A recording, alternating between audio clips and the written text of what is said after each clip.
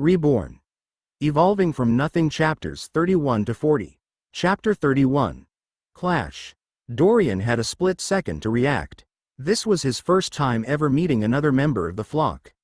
As he took an instant to think up what to say, he went over what the bear had said. It had sent out 10,000 clones.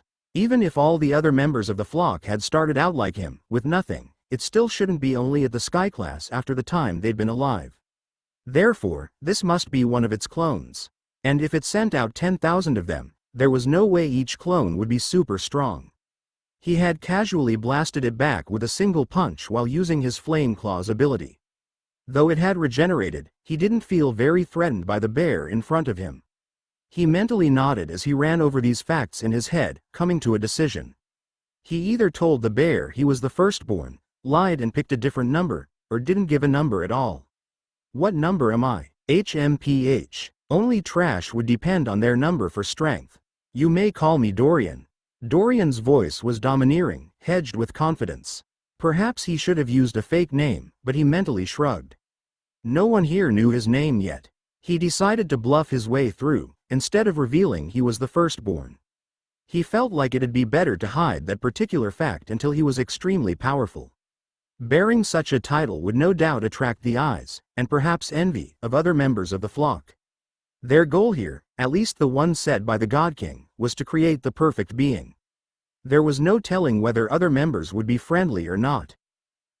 You're not wrong. The bear nodded its head, seeming to take what Dorian said in stride. That form? A titan? I see, you must still be in the 1-hour adaptation period, huh? Not a bad form, though lacking in beauty. It studied Dorian's tiny body, an odd look for such a large bear. It was then that Dorian remembered he was in a humanoid form, and also naked. He blushed slightly, unable to stop himself. At least his skin was red and hid the blush. His form was that of a toddler right now, so it hardly mattered. But still, he couldn't help himself. Some core habits died hard. Well, Dorian, I'll cut to the chase. The bear continued, I'm building an alliance. Before it could finish speaking, however, a yell interrupted it. Die monster. Whoosh. An invisible bolt of force blasted forward, about a meter above Dorian's head, and slammed into the bear. This bolt of force was powerful, strong enough that it severed the sky-class bear's body in two, obliterating it. Black blood spattered the air as the top half of the bear was sent flying, its lower half falling to the ground a few meters away. Dorian's mouth twitched in shock as he mentally berated himself. He had almost forgotten about the wizard behind him. Several of the warriors ran forward, surrounding the lead wagon and staring at Dorian. A few of them held their swords towards him, on guard, while the others ran to tend to the downed fighters. The wizard stepped forward, a look of exhaustion in his face as he looked down at Dorian, confusion, curiosity, and alertness mixed on his face. Off in the distance, several of the bears collapsed onto the ground, leaving only a single bear remaining standing. Now that was uncalled for, wizard? The same deep voice with an odd keening background rang out as the last bear walked forward, glaring at the wizard that had just killed the first bear. All I did was try to kill you and absorb your bloodline. Mello shook his head sadly as he rolled his shoulders, adjusting, and turning his attention back to Dorian. The constant drizzle of rain began to lessen, changing to just occasional droplets. The Ethmen, guards and wizard alike, stared at the bear in shock and horror. The wizard shook with fatigue as he clasped his hands together, looking as if he might keel over in moments. Like I said, Dorian, my new friend, I am building an alliance between members of the flock. We all possess powerful abilities and bloodlines. While our goal is ultimately the same, there is no reason we cannot ally together to slaughter any in our path. The 30,000 worlds are far from friendly to us, and standing alone is a foolish option. The bear smiled, its sharp teeth gleaming. As it spoke, it began to step forward, towards the guards and wizards surrounding the wagon. Its body expanded slightly as its muscles grew, mighty strength concentrating in them. Its eyes flashed a dark red, threatening. As for you maggots, your bloodlines will make a fine addition to my collect. THWUCK. Thud. Mello's voice cut off as the huge bear was sent flying, its right arm disintegrated due to the force of Dorian's blow. In the moment that the bear had started to run forward, to attack the guards and wizard, Dorian had stepped forward and intercepted it. Black blood seeped out of its arm as the bear flipped through the air and landed roughly, crashing into the ground. It twisted to its feet in an instant, the fur on its neck raised as it glared daggers at Dorian. "You dare to attack me?" Mello's voice was filled barely hidden rage. At the same time, however, a slight hesitance could be seen in his eyes. "Are you gonna do something? Or just stand there and bleed?" Overwhelming confidence dripped off every word Dorian said as he stepped forward, stamping the ground hard and causing cracks to appear. Was it better to be friends with a killer? Or to be feared by a killer? Dorian's mood was grim as he faked an image of a mighty figure, his head held high.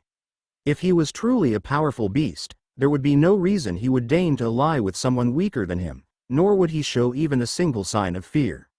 This first impression was incredibly important to maintain, especially if he encountered this member of the flock, or any of its allies, ever again. There was a chance that Mello was being honest in his attempt to ally with him. But this was a kill or be killed world, and Dorian doubted whether the bear's intentions would remain good. And, regardless of everything, wanton slaughter was wrong.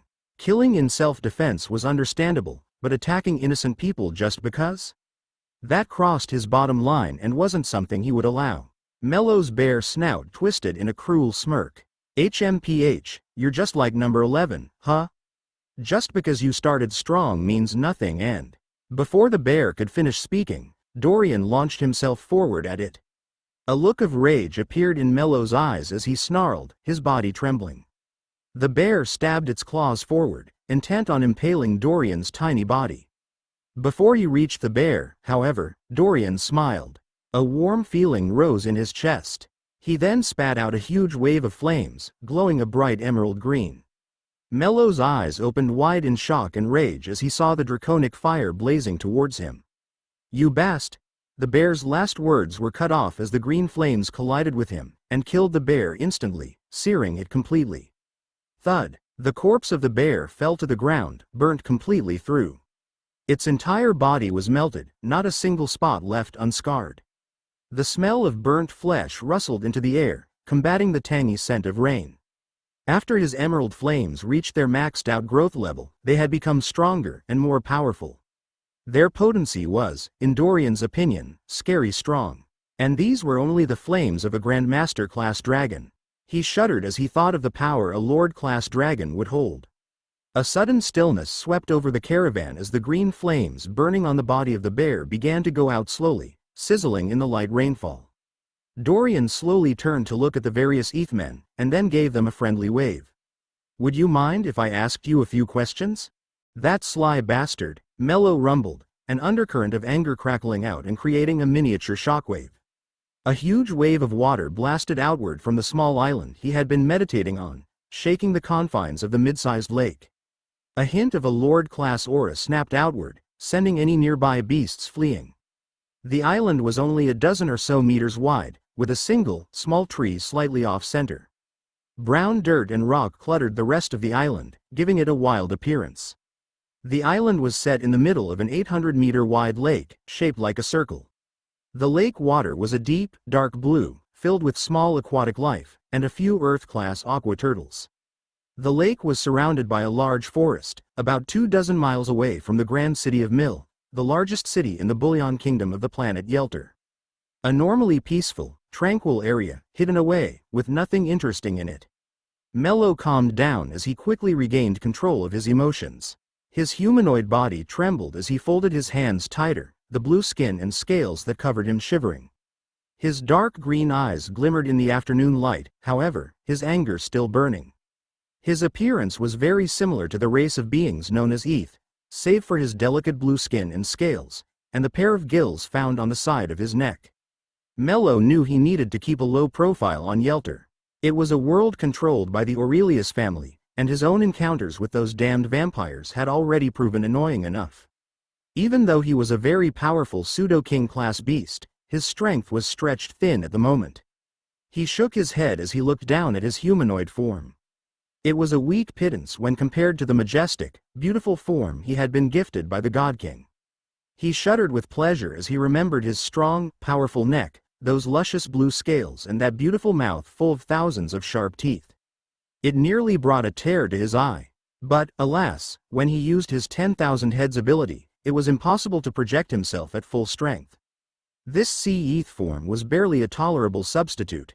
He had wanted to have one of his clones bring back a bloodline from one of those eths, and that damned bastard has interrupted him. It mattered little, he would just target a different caravan. Still, just like the 11th born. Arrogant but powerful, he muttered, his eyes grim. Should he send over a few clones to attack Dorian? He might force it to reveal its true form, and if he got lucky, snag some of its powerful original form's bloodline. He had a couple decent pseudo-lord class clones on Taprisha, after all, there was a chance. He shook his head after a moment, the memory of those draconic flames washing over him burned into his mind. He tried to go over the information stored in his soul spell matrix to match the ability, but found too many possibilities. He smashed his fist down on the small island in frustration, causing it to sink slightly deeper into the lake, its earthen foundations cracking. At least he had been able to identify the form the new flock member held as a titan. That was valuable information. That meant it would have the condense ability soon, making it even stronger. It was clear from its actions that it was a high number, probably much higher than he was. It would be foolish to confront him directly. He couldn't accurately judge its strength when it was in a new form's adaptive period, but he guessed that its original form was a draconic one, and a strong one at that. Just like that arrogant 11th born. An odd grin appeared on Mello's face as he came to a realization. He's headed to Taprisha, right? That was the direction the 11th was heading in. It seems we landed in a relatively close cluster. Mello smiled wider. I can work with this. Helena looked around imperiously as she stepped atop the giant black bat, maintaining her calm composure. The beast was large and strong, a Grandmaster-class transport beast often used by high-class members of the Aurelius family. It had a huge wingspan, and its body size alone was nearly 10 meters in length and several meters in width. It had black, leathery skin, and a bulbous, dark face with beady gray eyes. The giant bat could carry up to 12 people at once, and fly at an extremely fast speed. It was currently standing at the edge of the plateau that hosted the Castle of Darkness, the home base of the Aurelius family, and where her hero, High Lord Marcus, lived. She smiled, looking back as a few other members of the Aurelius family joined her. She didn't have any personal subordinates, but since she was technically serving under General Karras in the Reavers, she had borrowed a few of his men, including a blood tracker, several Grandmaster-class blood wizards, and 2 blood killers, powerful assassins that specialized in surprise attacks. Blood trackers were masters of blood magic that focused on communicating with the laws of the world in regards to the blood of various creatures. The field of magic was very similar to fate magic, but it had its own unique twists and was often paired with physically tracking and finding other clues left behind by a target. She finally had a chance to prove herself, especially after her embarrassing performance when the High Lord faced off against the Shade King. She blushed with shame at the mere thought, quickly shaking her head as she regained her focus. All right, everyone ready up? We're taking the world bridge to Torin, and after that, to Taprisha. Let's move out. Chapter 32. Taprisha. No, you put your foot here, first, you see? Then you step again. Okay, now, step with me. A 1, and a 2, and a 1, 2, 3. Go. Dorian smiled as he guided the young girl through the steps, carefully adjusting her movements whenever she made a mistake. And there you have it. That's called country 2-step, he said aloud, spinning the 12-year-old in a twirl. It was the day after he saved the ETH caravan. After destroying Mello's last clone, Dorian had started talking with the wizard in charge of guarding the caravan, to learn more about where Taprisha, the powers there, and any other relevant information. The wizard had been extremely grateful, but also a bit suspicious and fearful. Regardless, he had answered many of Dorian's questions, filling a lot of gaps in his knowledge. Assuming everything the man told him was true, which Dorian would check for when he arrived, he was much more prepared. He also accepted that his previous form, a naked red-skinned toddler, was an extremely odd one. Thankfully, the adaptation period had finished up shortly after, though during the midst of their conversation. He took a moment to glance at his current stage, nodding with appreciation. Titan. Growth stage. 2 quarters, Titan young adult. Growth progress 4058 8050 seconds. His body was now just over 2 meters tall. Muscles bulged under his skin, making him look like an extremely strong bodybuilder from Earth. His white hair had grown down to his shoulders, smooth and wavy. He'd explained his unnatural spurt of growth to the shocked Ethmen by claiming he'd been cursed by a curse wizard, and that this was his true form. He wasn't quite sure if they fully believed him, but it hardly mattered in the end. He'd been gifted him a set of leather pants and a white shirt, a pair that wrapped around his body snugly. The spatial pouch he'd tied around his shoulder while traveling was now set at his waist. He'd also subtly taken the time to absorb the bloodline of one of the fallen bears when he had a chance. In the end, a pair of ETH traveling merchants, a man named Clarence and a woman named Jariah, had exited from the wagon Dorian had stopped the Mellows clone from destroying, alongside their young daughter Sarah. As an expression of their thanks, they had gifted Dorian 10 gold mints, the most common form of currency in the 30,000 worlds. One mint was shaped like a small, thin gold coin, but with a hole in the middle of it. Stacks of gold coins could be tied together with strings, and easily stored in spatial pouches or rings. A single mint was worth 100 silver mints, or 10,000 bronze mints. In a popular city of a decent kingdom, a city guard would make around 45 silver mints a month, or roughly 150 bronze mints a day. A decent meal at a restaurant cost 10 to 15 bronze mints. A good sword, for those that trained physically, would cost 10 to 20 silver mints. Some kingdoms would still produce their own currency, and then have exchange rates with the Boral autarky mints, while others simply accepted the widespread mints as the norm. There were also larger denominations of gold mints. Instead of being shaped like a regular coin, larger denominations were shaped like miniature kite shields, around an inch across. They were heavily enchanted and regulated with magic, specifically regulated by the gargantuan gold department of the Boral autarky. Each gold shield, as they were called, represented a huge sum of money, some in the millions of gold mints. The gold shields could not only be used as money but, for the ones of higher denominations, they could be used as aids to understanding and sensing the laws of magic, due to the special enchantments cast upon them by powerful members of the gold department. While this might not be the most useful for wizards at the Lord class or above, for those below, it could serve as an immense aid. The merchants had given him 10 of the individual gold mints, bringing him from a penniless pauper to a relatively wealthy man in an instant. Dorian had accepted the money without a moment's hesitation, smiling at them merrily. At least the Titan's face was close to a human's, and his smile looked pretty normal. After that, Dorian had been faced with two choices. He could head out, back to traveling on his own, or stick with the merchants for the last leg of this journey. They were only a day away from the end of the world bridge, at the rate that the enchanted, self-moving wagons this particular caravan used. The ETH didn't like to use horses or animals in general, for any type of work. Dorian had decided to stick with the Ethmen for one more day, after learning more about the world he was traveling towards. He'd ended up sleeping in a spare tent when they set up shop for the night.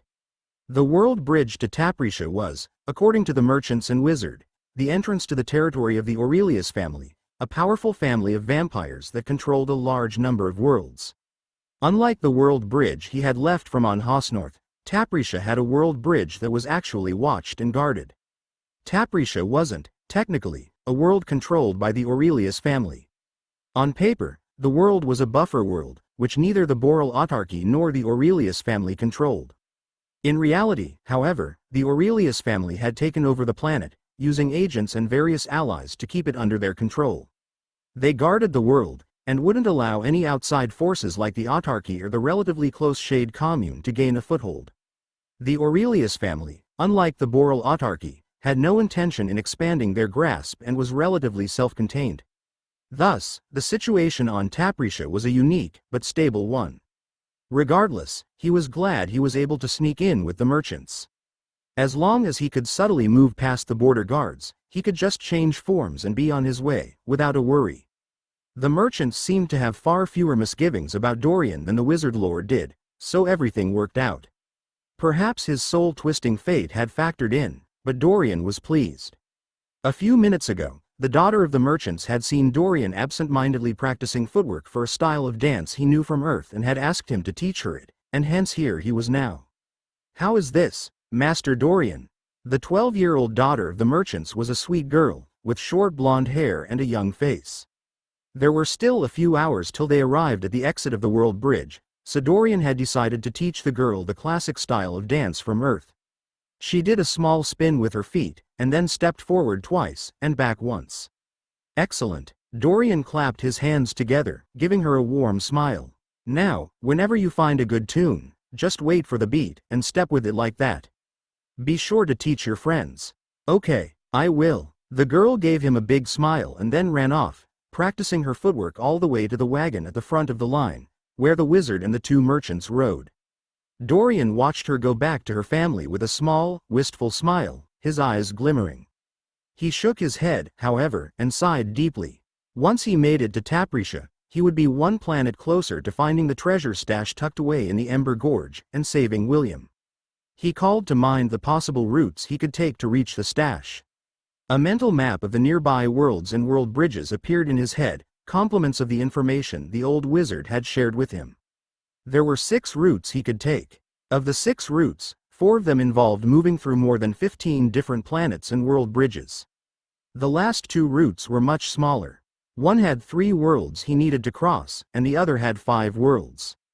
Dorian focused on these 2 routes, deciding he would pick one or the other when he learned more about the worlds on each path. He was on a relatively strict time limit. If he didn't successfully find the treasure stash, and use it to create a body perfect for William within a bit more than a year, Will would die. It was a tight schedule and a huge amount of work that would involve quite a bit of danger. It was also the right thing to do. He sighed again, and then shrugged. It was what it was. If it was hard work he needed, then it was hard work he'd do. With that thought in mind, he settled down in the spare wagon they traveled with in case any of the others broke down, and laid back, deciding to rest till they reached the border. The day quickly marched onward, and they arrived at the exit of the World Bridge in no time. Apart from the small rainstorm from the day before and the attack by those bear clones of Mello, nothing of note happened. The World Bridge to Tapricia from Hosnorth was a fairly short one, with a pretty normal landscape. A long, sweeping savanna, with a few cliffs and small forests. It would take a normal caravan about a week to cross it. Dorian had made fantastic time by dashing through it at full speed before he encountered the Eth caravan. Hosnorth was an outer planet, or lesser world. There were only a few small powers on the planet, nothing extremely noteworthy. The trade between Hosnorth and the nations on it was not extremely expansive. Therefore, the number of caravans that would arrive at the entrance to Tapricia, on any given day on this particularly world bridge, ranged from 5 to 10. Some major worlds or planets would have hundreds or even thousands of trading caravans move through world bridges daily. The Tandor Empire was ruled by an early Lord-class power and had access to the wide resources in its 2,000 miles wide area, as well as the untamed lands around it. But it was still very much a frontier empire, according to the Eth traders. As a lesser world, there just wasn't too much special about it. Lesser worlds, major worlds, and exotic worlds. These were the 3 categories of worlds in the 30,000 worlds. According to the merchants, Tapricia was an exotic world, a world type with a very unusual geography. "We're at the checkpoint, Sir Dorian." One of the guards approached the wagon he was riding in, informing him. Dorian nodded. He then got up, stretching his arms as he left the enchanted wagon. As he came outside, he gazed upon the enormous, 200-meter-tall wall that blocked off the entirety of the exit to the World Bridge. It was a pristine white color, gleaming in the afternoon light. He saw several long scars on it, a few of them stretching for miles, caused by the spatial storms that sometimes erupted on world bridges. The wall itself seemed to be almost a uniform construct, raised by magic of some sort. It stretched for miles and miles, all the way out of sight due to the curvature of the many miles wide world bridge. Directly in front of them was a large, 10-meter wide gate. One of only 2 entrances to Tapricia on this world bridge. They were a couple dozen meters away from it, but Dorian could still make out a large group of guards, several of which seemed to be wizards. He looked up, noting that he could only see the huge wall, and not the world beyond it. This particular world bridge approached Tapricia at a slant, and he was therefore unable to see the planet past the huge wall cutting off his sight. Despite the relatively little trade between the 2 worlds, there was still a decent-sized line, with perhaps 24 different groups of people ahead of them. There were a few people in wagons or carriages, a couple on horseback or riding some type of large, scaled lizard, but most of those waiting seemed to be individuals that traveled on foot. He asked one of the caravan guards about this and was told that some warriors ventured out from Taprisha onto the world bridge seeking certain breeds of beasts that could only be found here for their bloodlines. Taprisha was a world under the reign of the Aurelius, and largely as a result of that, blood magic wizards were commonplace here. They quickly moved through the line, the process for checking over each group long since streamlined over the years. In no time at all, it was the merchant caravan's turn. The guards standing at the gate were all human, with the exception of a single creature that appeared to be made entirely out of some type of gray rock. Dorian was taken aback when he saw the guard move, staring at the creature. A member of the Pyrite race, intelligent beings who possess a unique soul spell matrix and even more unique constitution. This one appears to be at the Sky class. This creature does not possess blood, and therefore if you wish to absorb it, you will need to first kill it and then absorb its soul spell matrix. Asra came to the rescue, sharing information about it. When Dorian absorbed the bloodline of a creature, he was essentially absorbing all the information about that creature's soul spell matrix, the object that defined what a being was. If a creature had no blood, then the only method he had to absorb it would be to kill the creature and then use the energy in his soul to absorb any nearby soul spell matrix. He would need to carefully preserve the corpse if he wanted to enact this method. If a body was destroyed or damaged too badly, the soul and soul spell matrix would quickly dissipate, leaving him without a chance to absorb it. It was similar to how he managed to pull William's soul spell matrix out of his corpse and store it next to his soul. Soul spell matrices were normally invisible and impossible to detect, but the unique powers given to the flock allowed them to access them. If William's body had been damaged further, he might not have been able to save him at all. And who might you be? What is your purpose for coming to Taprisha? One of the guards spoke up, a surly-looking human with short brown hair and a large potbelly. They'd already worked through most of the merchant guards. A simple warrior looking to work for the Aurelius family. Dorian smacked his chest as he spoke, his muscles straining in the confines of his skin. It was the excuse he decided seemed most reasonable. He had the physique of a warrior, after all. We can vouch for his character and strength. His actions saved us from an attack by some great black bears. One of the two merchants leading the caravan, the male merchant named Clarence, spoke up and walked towards the guard. The man was lean, with short blonde hair and a delicate complexion. Oh, the guard's beady eyes glanced over Dorian, and in particular over his powerful-looking body with a frown. Yes, his valiant efforts are why we are still here today. Clarence walked up the guard, holding out a hand. I hope we can avoid any trouble over my friend. A glint of gold could just barely be seen as the two shook hands. Of course, of course. How could I fault a brave warrior like yourself? The frown disappeared from the guard's face as he gave Dorian a warm smile, and waved him forward. Internally, Dorian gained a frown of his own. It seemed petty corruption happened in this world just like it happened on Earth, but even more blatant. Welcome to Taprisha. The rest of the caravan quickly moved forward, making it through the gate. Leaving Dorian to have his first gaze on this exotic world. Taprisha, the legendary archipelago without a sea. He blinked as he looked down the length of the world bridge. It landed down on the rest of the planet, about 6 miles away, the huge savanna turning into a smooth, rolling plain. A huge, at least 20-mile-wide city could be seen just a mile off from the base of the world bridge, a large collection of white spires shooting off from several palaces within the confines. Long strips of farmland could be seen surrounding the city for dozens of miles. But what most interested Dorian was what was beyond all that. Taprisha was known as an archipelago without a sea. This city, and the farmland around it, was located on a giant island spanning about 90 miles. From up high, Dorian could make out the edges of the island, off to either side. However, instead of an island surrounded by water, the mystical islands on Taprisha were surrounded by nothing but sheer, gaping cliffs. Enormous, huge and vast oceans of nothingness that stretched for dozens, sometimes hundreds or even thousands of miles downward. Legends had it that some exposed areas even led to the core of the world itself. He blinked as he stared at the horizon, where he could make out one of these oceans of nothingness, with a few other visible islands in the distance. Just staring at it was incredibly unsettling, and instantly made him come to a decision. He needed to snag the bloodline of a beast that could fly as soon as possible. Chapter 33. Potor City. The planet Taprisha was an extremely odd one, and its odd shape and design was part of why the Boral autarky didn't fight for control of it. There were rare resources that could be found at the depths of the oceans of nothingness, but the danger one encountered was rather extreme. From fluctuating heat from the core of the planet, to strange, earth-dwelling beasts, to devastating and powerful windstorms created by the laws of the universe. Taprisha had another function, however, that set it aside from other planets. A large number of world bridges connected to Taprisha.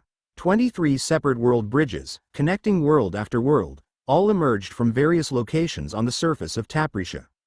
Taprisha served as one of the better transport worlds if one was trying to get from one place to another quickly. Near each of the 23 world bridges were massive cities, filled with a countless number of people. There were no large nations ruled by kings on Taprisha, but, instead, 23 city lords. Each city lord controlled a large section of land, holding sway over any other nearby islands and their resources. All 23 city lords were either powerful wizards or had powerful wizards under them. Dorian had just arrived outside the city of Potor, and was, once more, waiting in a line. "We'll ride into the city, and then this is where we part ways, Sir Dorian." Clarence's voice was soothing and calm, the type of voice that would fit well on a merchant. The Ethman stepped up next to Dorian, giving him a warm smile. "I can't thank you again for the succor you provided us. Without your efforts, my wife and my daughter, alongside the guards we hired, would have all perished." Dorian's actions had indeed saved all of their lives. Miraculously, despite the attack by Melo's clones, none of the Eth warriors had died. Several of them were injured, and would need treatment, but nothing urgent. "It was nothing." Dorian gave him a warm smile, scratching at his humanoid arms. For some reason, he felt vaguely uncomfortable in a humanoid form. After living as a beast for so long, it was a strange change to look at the world from this perspective. He couldn't help but feel a longing to return to his Mire dragon form.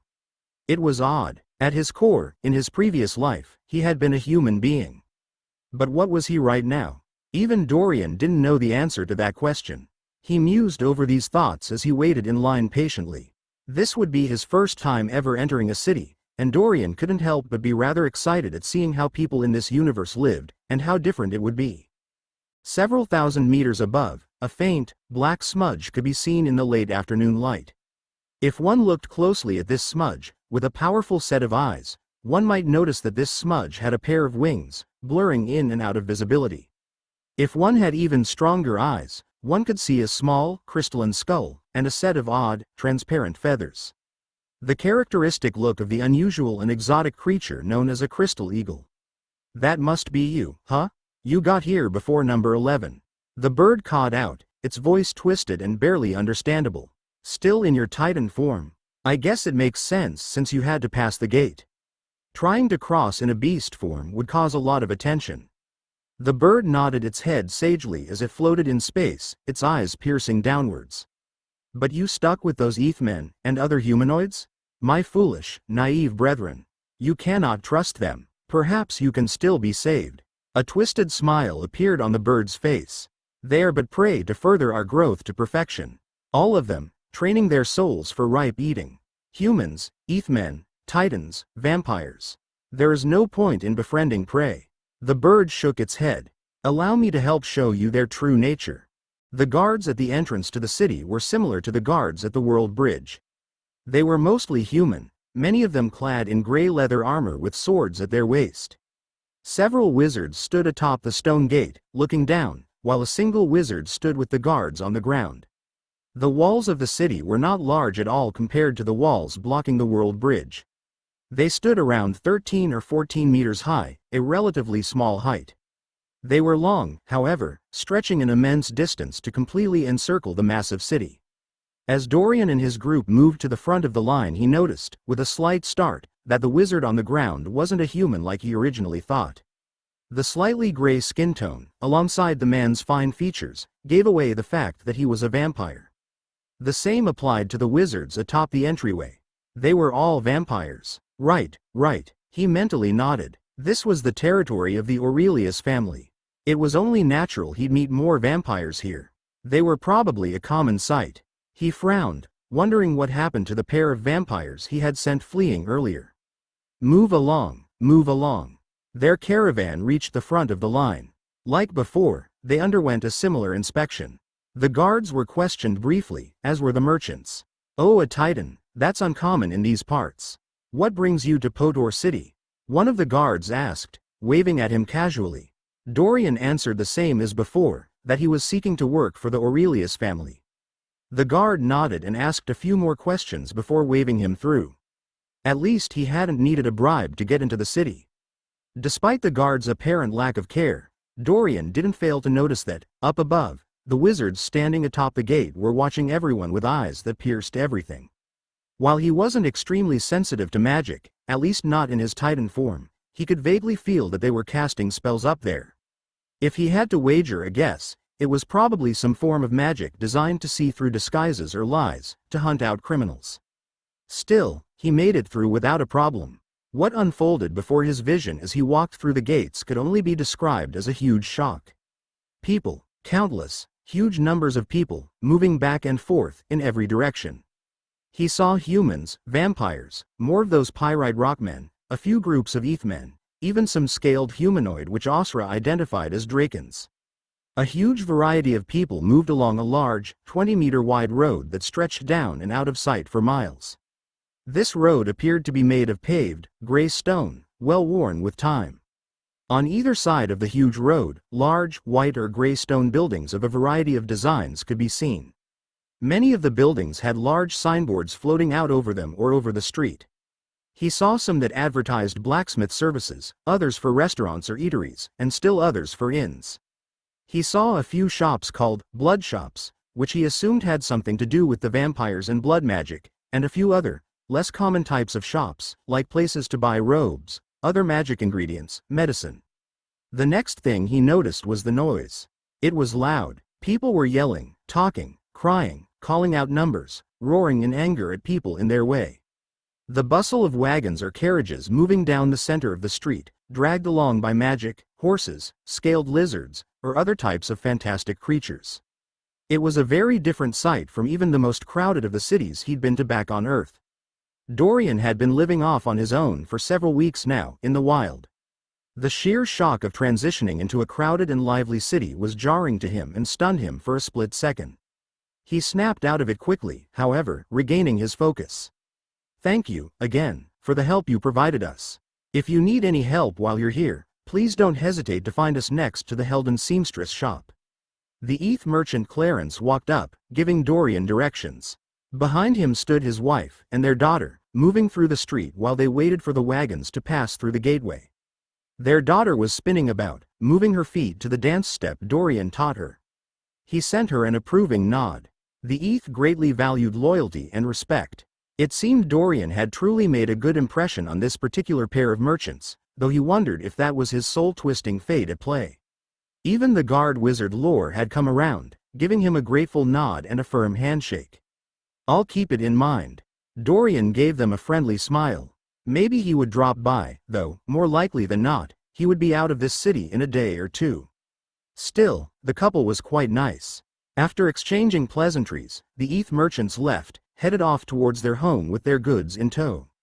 The ETH guards moved with them, their mission incomplete till they finished transport. Dorian watched them go with a feeling of satisfaction. He had, at the minimum, saved their lives and done something good. That was something to be pleased with. "Hey, out of the way." A rude human passerby interrupted Dorian's thoughts, knocking into him as he stood off on the side of the street. Unfortunately for the passerby, Dorian's body was extremely heavy. Dorian didn't budge at all, while the man stumbled, almost falling. "Are you Alri?" The man, dressed in plain brown leather pants and a gray shirt, got back up and, after staring at him, left quickly. Dorian shrugged as he watched him go, holding his hands out in a helpless gesture. Was he really that scary looking that people were sent fleeing just from a glance? His Titan form wasn't even fully grown. As a young adult, he looked far closer to a regular human than anything else, just with light red skin and bulging muscles. According to Osra, his next growth stage would send him to the status of being freakishly tall. The Titan wizard that had attacked him had been in a condensed form. his body much shorter than it normally would be.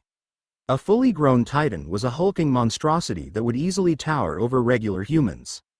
Dorian glanced around the crowded street and began walking down it. Several roads branched off the street, leading to other sectors of the city.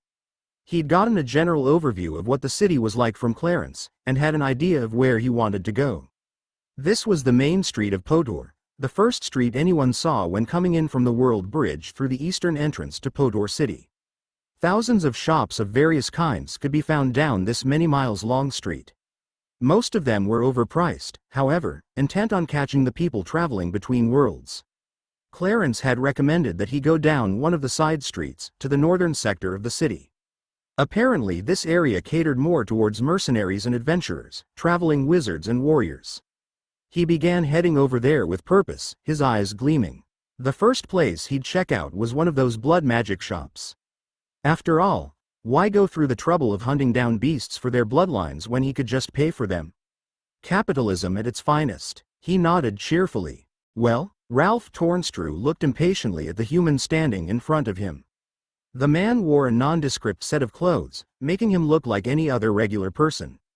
And as far as Ralph was concerned, he was just like any other human. Bumbling, unable to understand the true elegance of life. They were currently in an alley near the city wall.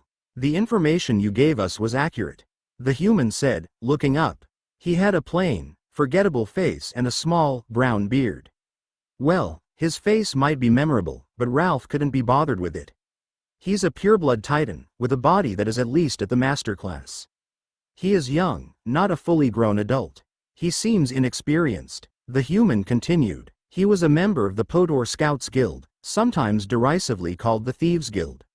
A large band of adventurers who would do anything for gold, well known in Podor. Riffraff, yes, he mentally acknowledged, but they had their uses. Members were adept and agile, able to pick up things with little information to go by. It was why Ralph had a scout on standby at all times. He shook the thoughts from his mind, however, as he smiled at the man. Excellent work. He hesitated for a brief moment. He'd forgotten the man's name. Ralph shrugged, continuing. I've already paid the guild, you can collect your fees from them. He waved the man away as he left the alley, his eyes gleaming. He'd sent the scout out to check if the tip one of his subordinates had received was true. Ralph was a vampire and a Grandmaster class blood wizard that worked on guard duty on the city walls, a punishment handed down from the city lord after he was caught embezzling funds for his own experiments. He was stuck up there 5 days a week, for a minimum of 10 years, forced to scan visitors and search for people attempting to infiltrate the city. It had already been 2 years since his service began and he was already bored out of his mind. As a member of the Aurelius family, fleeing was not an option. Unless he broke through to the Lord class, he would be stuck here for years more to come. However, it seemed his luck had changed. That tip the guards had received had been accurate. The titan that was entering the city wasn't a regular titan, but a pureblood one with strength at the master class, and it was one traveling alone. Even better, it wasn't a wizard. No one would miss it if it disappeared. A pureblood titan with master class blood. Just thinking of how useful that blood could be sent shivers down his spine. The titan had entered the city with some Ethmen, however, according to what the guards had told him. Ralph frowned at this. It seemed he'd need to tie up some loose ends first. Chapter 34. Setup. Dorian smacked his lips as he looked down at the plate full of grilled ribs, his mouth watering. The rich smell of the meat, slathered in some type of exotic sauce, gave off a tangy scent mixed with the warm bread off next to it. He tore off one of the ribs and bit down hard, his hard titan teeth smashing up the bone and meat together. It was delicious, the juices flowing and fat melting into his mouth like butter. Dorian dived into his food, quickly devouring it. Around him, the busy Blue Dragon Eatery unfolded, with several dozen common wood tables dotted with customers. He took a moment to take a sip of water, feeling its cool, refreshing taste. Half the water used in Podor was apparently created and sold by water wizards. The other half was found using deep underground wells to source them, from the occasional rainstorm, or from any stray rivers found on the World Bridge. Water on the surface of Taprisha was a scant resource. At the bottoms of the oceans of nothingness, there were large lakes that could be found. But that could be thousands of meters away from the normal, populated ground level and in areas full of danger. A few other customers shot Dorian glances from the side, staring as he ate down his meal voraciously. Most of the customers here were dressed in nicer clothes, either ornamented leather or fine silk. His plain and simple leather garments stood out. Ah, Dorian rubbed his stomach comfortably, feeling the warm food settle. Delicious. He took another gulp of water and then got up, leaving. You purchased your meal prior to eating it here. The food itself had been expensive, costing him half a gold mint, but definitely worth the price. As he left the restaurant, he contemplated what to do. He'd already visited 2 separate blood magic shops, checking out their stock. He'd found, to his disappointment, that while 10 gold mints wasn't a pitiful amount, and for someone at the mortal or earth class it was a sizable number, it was hardly enough to afford anything decent. Even the weakest bloodline the 2 stores had sold was at the earth class, and a single pint cost more than 40 gold mints. When Dorian transformed into any bloodline, his powerful soul would automatically boost its strength. That boost could only do so much, however. If the bloodline was one that maxed out at the earth class, his soul might not even be able to boost it to sky class. The higher the bloodline, the more effectively he could boost its strength. The danger in picking a weak from was obvious. If he transformed and was limited to, say, the earth class, in strength, it would be very easy for anyone to pick him off. His soul was, right now, at the Grandmaster class. Once you reached the Grandmaster class, and above, each class was separated by a few inner stages. The early, mid, late, and peak stages. A person with a soul spell matrix at the peak Grandmaster class would have a soul with 6 to 8 times more energy than someone at the early stage, and would be able to use a much larger number of abilities or spells. Each stage represented a huge increase in energy. These stages were ways a wizard or warrior could track their growth and measure how strong they were. Dorian's own soul was at the middle stage of the Grandmaster class. He mentally called up his status. Dorian, soul status, soul stage, Grandmaster class, middle, health, perfect, energy, 205 212ths. The mental screen was a bit different. Dorian, in an effort to gauge how strong he actually was, had asked Osra to list his energy where 100 points would be the full energy of an early Grandmaster class beast or wizard. Under this metric, using his flame claws for several minutes cost him about 2 points of energy. Unleashing his emerald flames cost him about 30 points of energy. It was a crude setup, but it helped give him a general idea of his own strength, and that of others. Though the blood magic shops had outstripped Dorian's budget, he did gain a valuable piece of information from one of the clerks. There was another type of shop he could find here in Podor called a preservation store. Not only did these stores cater to people using blood magic, selling similar kinds of stock, they also sold perfectly preserved corpses, complete with bloodlines, stored in time. These shops were run by wizards who dabbled in time magic, and it was entirely possible the soul spell matrices of the fallen creatures were still lingering. As long as he could enter the shop and get near some of those preserved corpses. Who said he'd have to pay for anything, right? A tiny voice in his heart, one that sounded much like his mother, yelled at him for even considering stealing.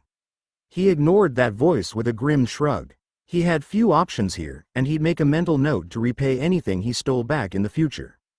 Besides, they most likely couldn't even access or use the soul spell matrix of the fallen creatures, so it was a gray area for him. Hey, don't just stand there. Dorian blinked as someone rudely yelled at him. He had just left the restaurant and was standing off on the side of the street, but already busy people were brushing past him in a hurry. Whenever those people took a good look at him, however, most of them paled and back off, not pursuing the encounter. The culture of this city seemed to be incredibly fast-paced. Everyone was constantly moving, whether off to explore nearby islands, hunting for resources and beasts in the wild, on expeditions to the dangerous floors of the oceans of nothingness, or traveling on trade routes between other cities. No one ever seemed to take the time just to simply live. Dorian shook his head. He didn't like it. He was far more used to the calm, but dangerous, action and relaxation in the wilderness. He wondered if he would have felt the same way if he had been born into this world directly as a human like his previous life, instead of as whatever he was. He turned towards the north, deciding to walk towards one of the northern gates to the city while he figured out his plans. As he moved, He vaguely noticed a figure step out directly in front of him, almost as if on purpose. "Watch it, buddy." Yet another person bumped into him and yelled rudely. Dorian ignored him and continued walking, getting used to how the locals lived. This person, however, didn't walk away like all the others. "Hey, I said watch it, you almost killed me there." Dorian felt some arms push into his back, trying to knock him forward. He frowned, and then calmed to a halt, feeling the person stumbled backwards. "Can I help you?" Iron hedged into his tone as he turned, and then blinked, taken aback. A man stood before him, wearing a set of gray leather pants and a fine, black silk shirt. He was above average height for a human, and well-muscled, with a sword at his waist. What stood out, however, was the man's dark skin color. Was he a dark elf? Dorian's eyes opened wide in anticipation as he glanced up at the man's ears. They were round. He was just black. Right, Dorian mentally berated himself. Now that he thought about it, he could make out a few other dark-skinned humans in the crowd. He hadn't paid particularly close attention to the skin color of most humans, but he could see that around 1 in 10 had darker skin. He's a human that has no training in magic, but has practiced as a warrior, and has experienced the baptism of the laws needed to grow one's soul spell matrix beyond bloodline limits. His strength places him approximately at the peak of the Earth class, able to lift several hundred pounds of weight or leave light dents in normal metal. Asra gave a brief breakdown of the man's strength. Instead of responding, the man simply lobbed a punch at Dorian. Dorian watched in bemusement as the fist of the fighter punched out and landed on his chest. His current physique was at the very peak of master class. A wave of his hand could rip a thick tree in half. Even a punch that could dent metal most likely wouldn't be able to harm his titan physique. And, not unexpectedly, the attacker's punch landed on his chest and then stopped resoundingly, a cracking noise ringing out. The man bellowed, yelling loudly. "Careful, a fight! Guards! Guards!" Passers-by began to spread out, moving away from the encounter as the dark-skinned man wailed, clutching at his hand. A few took a closer look at the scene, taking a break from their busy day to watch. Dorian frowned at the hubbub and the sheer convenience of the situation. This felt contrived and set up. A few moments passed as the man stumbled backwards in pain, clutching at his fist, while the crowd grew, staring in interest. Almost as soon as he had the thought, with near-perfect timing, a troop of 8 guards wearing gray leather armor appeared, wielding broadswords at their waists.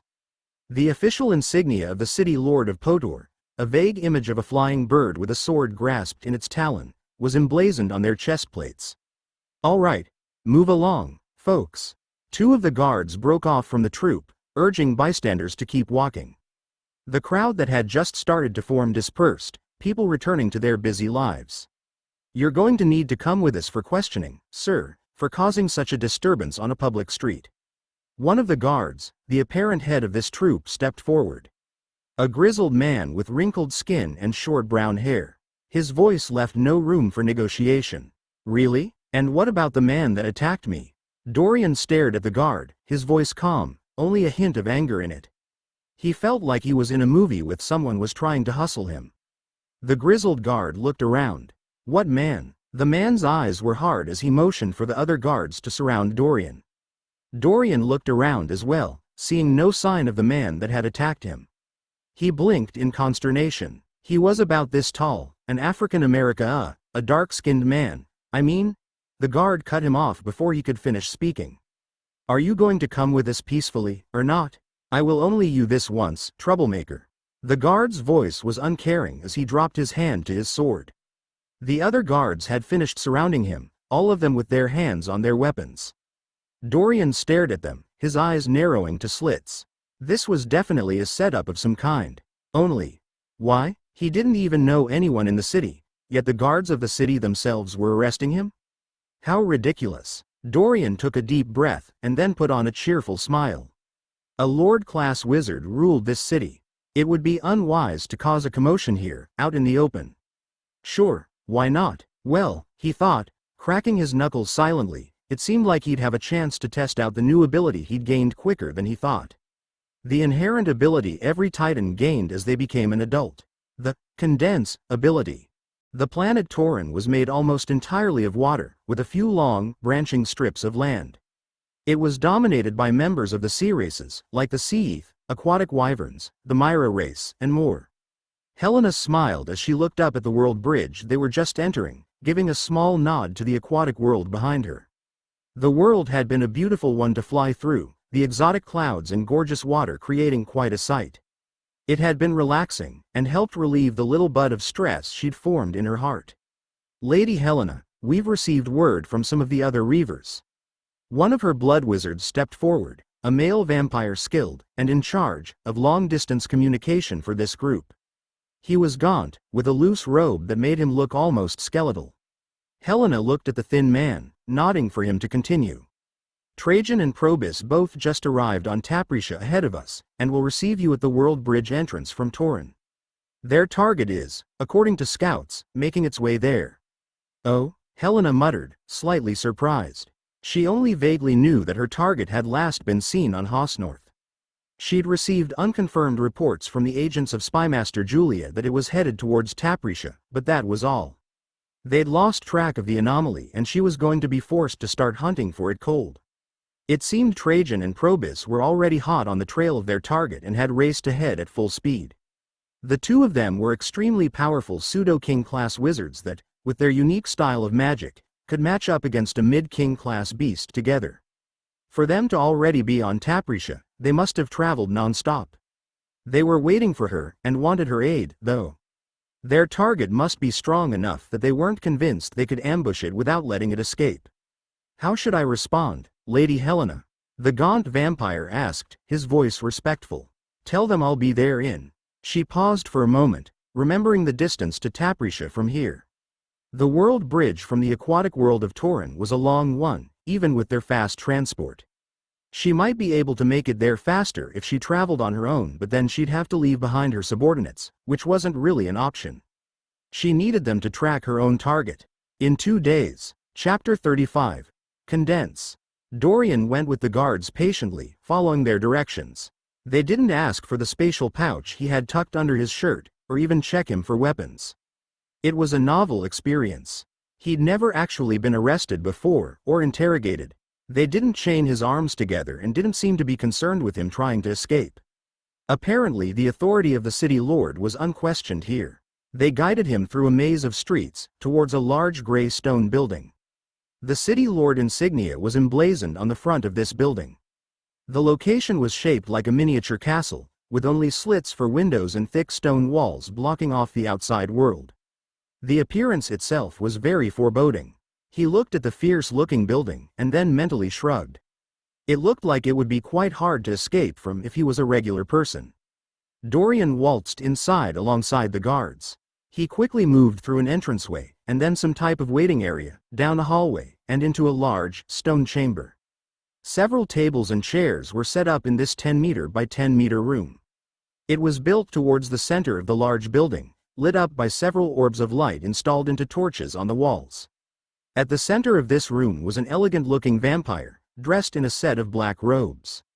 His lips were thin, and an unknown light gleamed out of his eyes. He looked a bit aged, as far as Dorian could tell, perhaps whatever age represented middle-aged for a vampire. The higher your class, the longer your lifespan, according to Asra. If a human reached the king class, they could live for hundreds of years, even potentially thousands. Vampires were naturally long-lived on their own, and adding the study of magic to that further slowed their aging. Standing behind the black-robed vampire was another vampire, wearing what looked like a full set of metal armor, except for a helmet. He had piercing red eyes and short brown hair, and was, by far, the most militaristic-looking vampire Dorian had seen yet. What caught Dorian's eyes, however, and almost made him stumble in shock were the two figures he saw, standing right next to the two vampires. 2 Ethmen, one a woman and one a man. Clarence and Jariah, the 2 merchants he had arrived here with. Sir, we've brought the target after finding him causing a disturbance in the northern sector of the city. The leader of the guards announced as he entered the room, pulling Dorian forward. Or, at least, trying to pull Dorian forward. Dorian's body weighed several hundred pounds, and even though the guard was at least at the sky class, pulling someone as heavy as Dorian would require a solid grip. Dorian stepped forward with him, regardless, not wanting to cause a scene yet. Very well, File your report, and then return back to your patrol. You are dismissed. The vampire wearing the set of metal armor ordered, waving the guards away. They shut the door behind them, filing out. What is this? I've done nothing wrong, Dorian asked, holding his hands out in front of him. The armored vampire turned towards him and stepped forward. I am the captain of the guard, and the adjudicator of the city, Vyers Michael. Titan, you have been charged with not only assault, but robbery, and attempted murder. Further, you seem to have caused a disturbance in the streets, another crime to your list. His voice boomed outward, a powerful air exploding around him. Dorian could feel the strength ebbing off the man's body in waves as he glared at Dorian, his eyes gleaming red. A vampire noble at the peak of the Grandmaster class. He is not a wizard, but instead trains in a mystic art designed for vampire warriors. Asra identified the vampire in front of him. As required under family law, you have a right to see your accusers at the time of your arrest. Vyers waved his hand behind him, his eyes focused completely on Dorian. Dorian turned and stared at the two merchants, his eyes emotionless. That is him, Your Honor. The female Eth Jiraiya stepped forward, her voice trembling. Clarence closed his eyes, the picture of a man in fear. Shish, it's okay. The wizard standing at the side grabbed a hold of her and pulled her back, comforting her. Without letting Dorian get a word in, or even asking for his name, the armored vampire continued. You have a right to defend yourself under the law, 2 days from now on trial. Until then, you are under confinement orders, and will be held here at the city jail. Meyer's eyes were cold as he looked at Dorian, as if already sure of his guilt. He clapped his hands together. Immediately, several different armed warriors moved into the room, all giving off strong auras. Lock him away. Dorian sat down in a dark cell, several dozen meters underground, alone. His hands were folded together as he sat cross-legged, calmly breathing. His spatial pouch had been scanned and searched and then, surprisingly to Dorian, returned to him while he was in his cell with everything still within it. There was no one else nearby. His cell and 3 others were the only ones he could see in the dimly lit underground chamber, and none of the other cells had occupants in them. He could vaguely hear, up above, the sounds of the guards talking and laughing. He had let the city guards lead him down, let them chain his hands together with a type of special, magic chains, let them take him all the way down on this charade. And all he could feel now was disappointment, mostly in himself. He wasn't a fool, his soul was powerful, and his physique strong. More than anything, however, Dorian had always had a knack for analyzing situations. When he broke down what he saw in that room, scene by scene, he understood what happened. Clarence had his fists trembling, and looked both terrified and horrified upon seeing him. The same applied to his wife, Jiraiya. When Jiraiya spoke, her voice had been filled with real hatred and fear. When that wizard by her side grabbed her, ostensibly to comfort her, her trembling had increased slightly, and she had leaned away. The signs were small. If he hadn't known he was innocent, it was possible he would believe they were being honest. It was clear they were being forced to do this, against their will. Most likely by that older vampire wizard. The man had looked at him as if he was looking at a piece of cattle. Dorian sighed and rubbed his forehead. He was disappointed with himself. He had allowed himself to grow friendly with others, letting himself forget that his soul was one that twisted fate, drawing events and things around him. Anyone he befriended would be someone he put in danger. He'd seen this before. One innocent being had already died because of him, preserved only in spirit. And now, because of him, those kindly Eth merchants were in danger. If he had simply walked away after saving them, none of this would have happened. He looked at his rough, red hands, rubbing his palms quietly. He slowly drew his head up, raising his chained arms to around his chest. These were magical chains, ones that adjusted in size to keep a prisoner locked in, no matter how small, or so he'd been told. Most likely made to target wizards who could change in size, not titans, but they functioned to lock in both. He considered trying to absorb the energy from it for a moment before tossing the idea aside. He'd only managed to absorb energy from a single magic item, a broken ring, and had yet to test it on other items. It wasn't the right time to test that out, the situation was a bit too volatile. He stared at the chains and instead began to gather his breath, focusing. Before he did anything else, Dorian froze, sensing something moving in the corridor beyond his jail cell. He didn't sense this physically. Rather, he felt a stirring of his soul, a physical connection established. A warbling, keening cry sounded off, echoing quietly in the underground area. "What have we here, Dorian, my friend?" In front of Dorian's eyes, the shadowy figure of a bird appeared. This bird was like no other bird Dorian had seen before, made up of an almost transparent crystal, its shape and function unsettling. A crystal eagle, a relatively rare beast that is adept at spreading illusions. It maximizes its growth at the master class. Asra chimed in, identifying it. "You allowed yourself to be captured and trapped? By prey?" Dorian recognized the incredulous voice. It was the same member of the flock he had met before, but in a different form. "Mellow. What I choose to do is what I choose to do. My will is unquestionable." Dorian put up his confident front again, inwardly just feeling tired. Mellow shrugged, raising its wings in an appeasing gesture, an oddly disconcerting movement when coming from a bird. "I thought much like you when I first came into existence. I wanted to experience the world around me, and gather allies. To expand and create the perfect being, yes, but with a vast swath of allies, a grand alliance. Perfection is not found alone." Mellow began, his voice sounding majestic and powerful, an enthralling vision in his eyes. He continued, however, shaking his bird head. "I was betrayed, attacked by a scourge of those filthy vampires and humans." His eyes flashed red. "You can't trust them, any of them. I've been watching carefully, Dorian, my friend.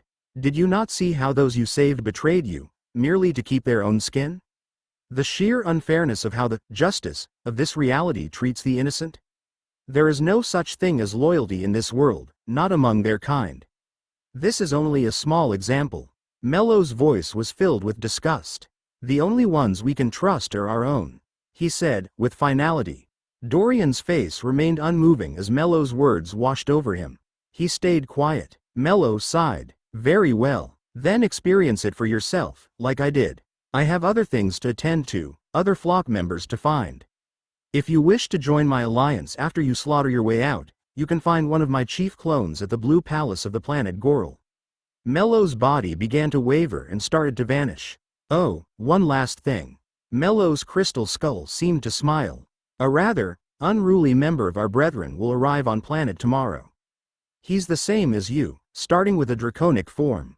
You might want to watch out. He's a bit of an odd one.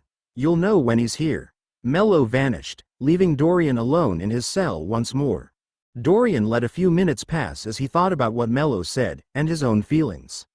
He found that he couldn't come to a conclusion, his thoughts lost and muddled. Underneath all of this, a boiling undercurrent of rage had slowly been building. Anger at the injustice he suffered, the injustices he had caused others to suffer, and at injustice in general. As he struggled to come to a decision, Dorian realized something, his eyes hardening. What he would do in the future, how he felt, all of the confusing thoughts were something he could deal with later. Right now, he thought, his eyes glowing, there are other things I need to do. Some people I want to talk to. And a certain wizard I am going to kill. He looked down at his chains. His emerald flames were a specialized type of draconic flame. While they might be only mediocre when compared to other types, there was one aspect that they excelled at. Melting metal. Whoosh! A swath of green flames burst from his mouth, blasting away at the chains on his hands. A few sparks shot out into the air as the chains began to tremble, the magic in them going haywire. Boom! A quiet explosion shook the air as the chains sloughed off, falling to the ground beside him with a solid clunk. He rubbed at his wrists and then stretched his hands, enjoying the freeing feeling. He looked over at the thick metal bars blocking up his cage and then shrugged. Moments later, another swath of green flames burst out, melting a large metal hole. He stepped through the hole and then looked down the corridor. He could see the entrance to the passageway off to the side, a stone archway that was locked and sealed off. Dorian stalked up to it, tying his spatial pouch securely to his shoulder. He rested his hands on the stony surface of the door, feeling it clank. Hup! With a small yell, Dorian smashed his hands into the door, shattering it with a resounding crash. Stone shrapnel exploded as the door collapsed, pelting him. This opened up to another guardroom he had passed through, and a set of stairs that led upward. The guardroom was empty, but he could hear guards running down the stairs due to the commotion he caused. He smiled, and then willed his body to transform. A split second went by, and instead of a 2-meter-tall red titan, a small, half-meter-tall green-scaled dragon appeared. Dorian's first form as a Mire dragon wormling. Condense. Dorian activated the ability he had gained as a titan. Ability. Condense. Description. The signature ability of the titan race, unique to them. This allows a titan to combine the essence and power of their physical form, vastly increasing their strength, physical endurance, and density, while greatly condensing their height and size. Unlike his emerald flames, this ability didn't grow in mastery. It was already extremely useful. His half-a-meter-long body began to shrink, his already diminutive status as a wormling shrinking down to just a mere few inches in size.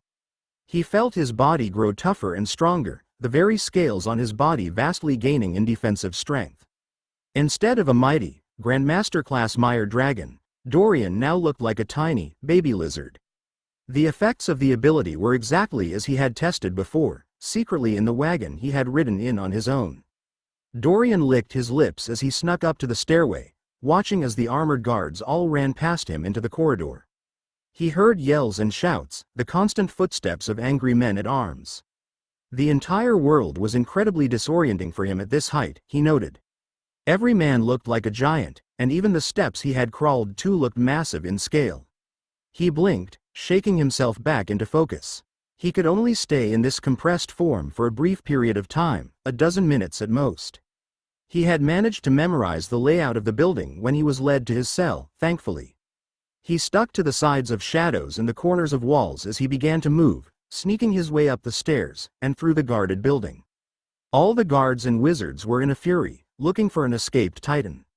No one noticed, or even bothered paying attention, to a tiny, diminutive lizard, sneaking its way out the front door. Chapter 37. Sneaking. Ralph Tornstrew looked at the spatial pouch he'd picked up, subtly hiding it in his robes.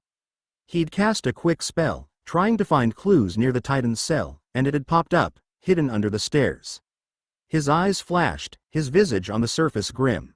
He was currently in the underground sector of the city guardhouse, which also functioned as a secure jail for criminals with great strength.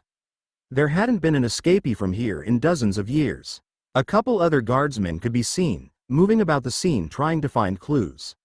He'd gone through all the effort to threaten those ETH merchants and have that titan arrested, purely so he could get a hold of its pure bloodline, but in the end, it had somehow escaped. This smacked of something dangerous. It was unnatural that a titan that didn't even practice magic would have such capabilities.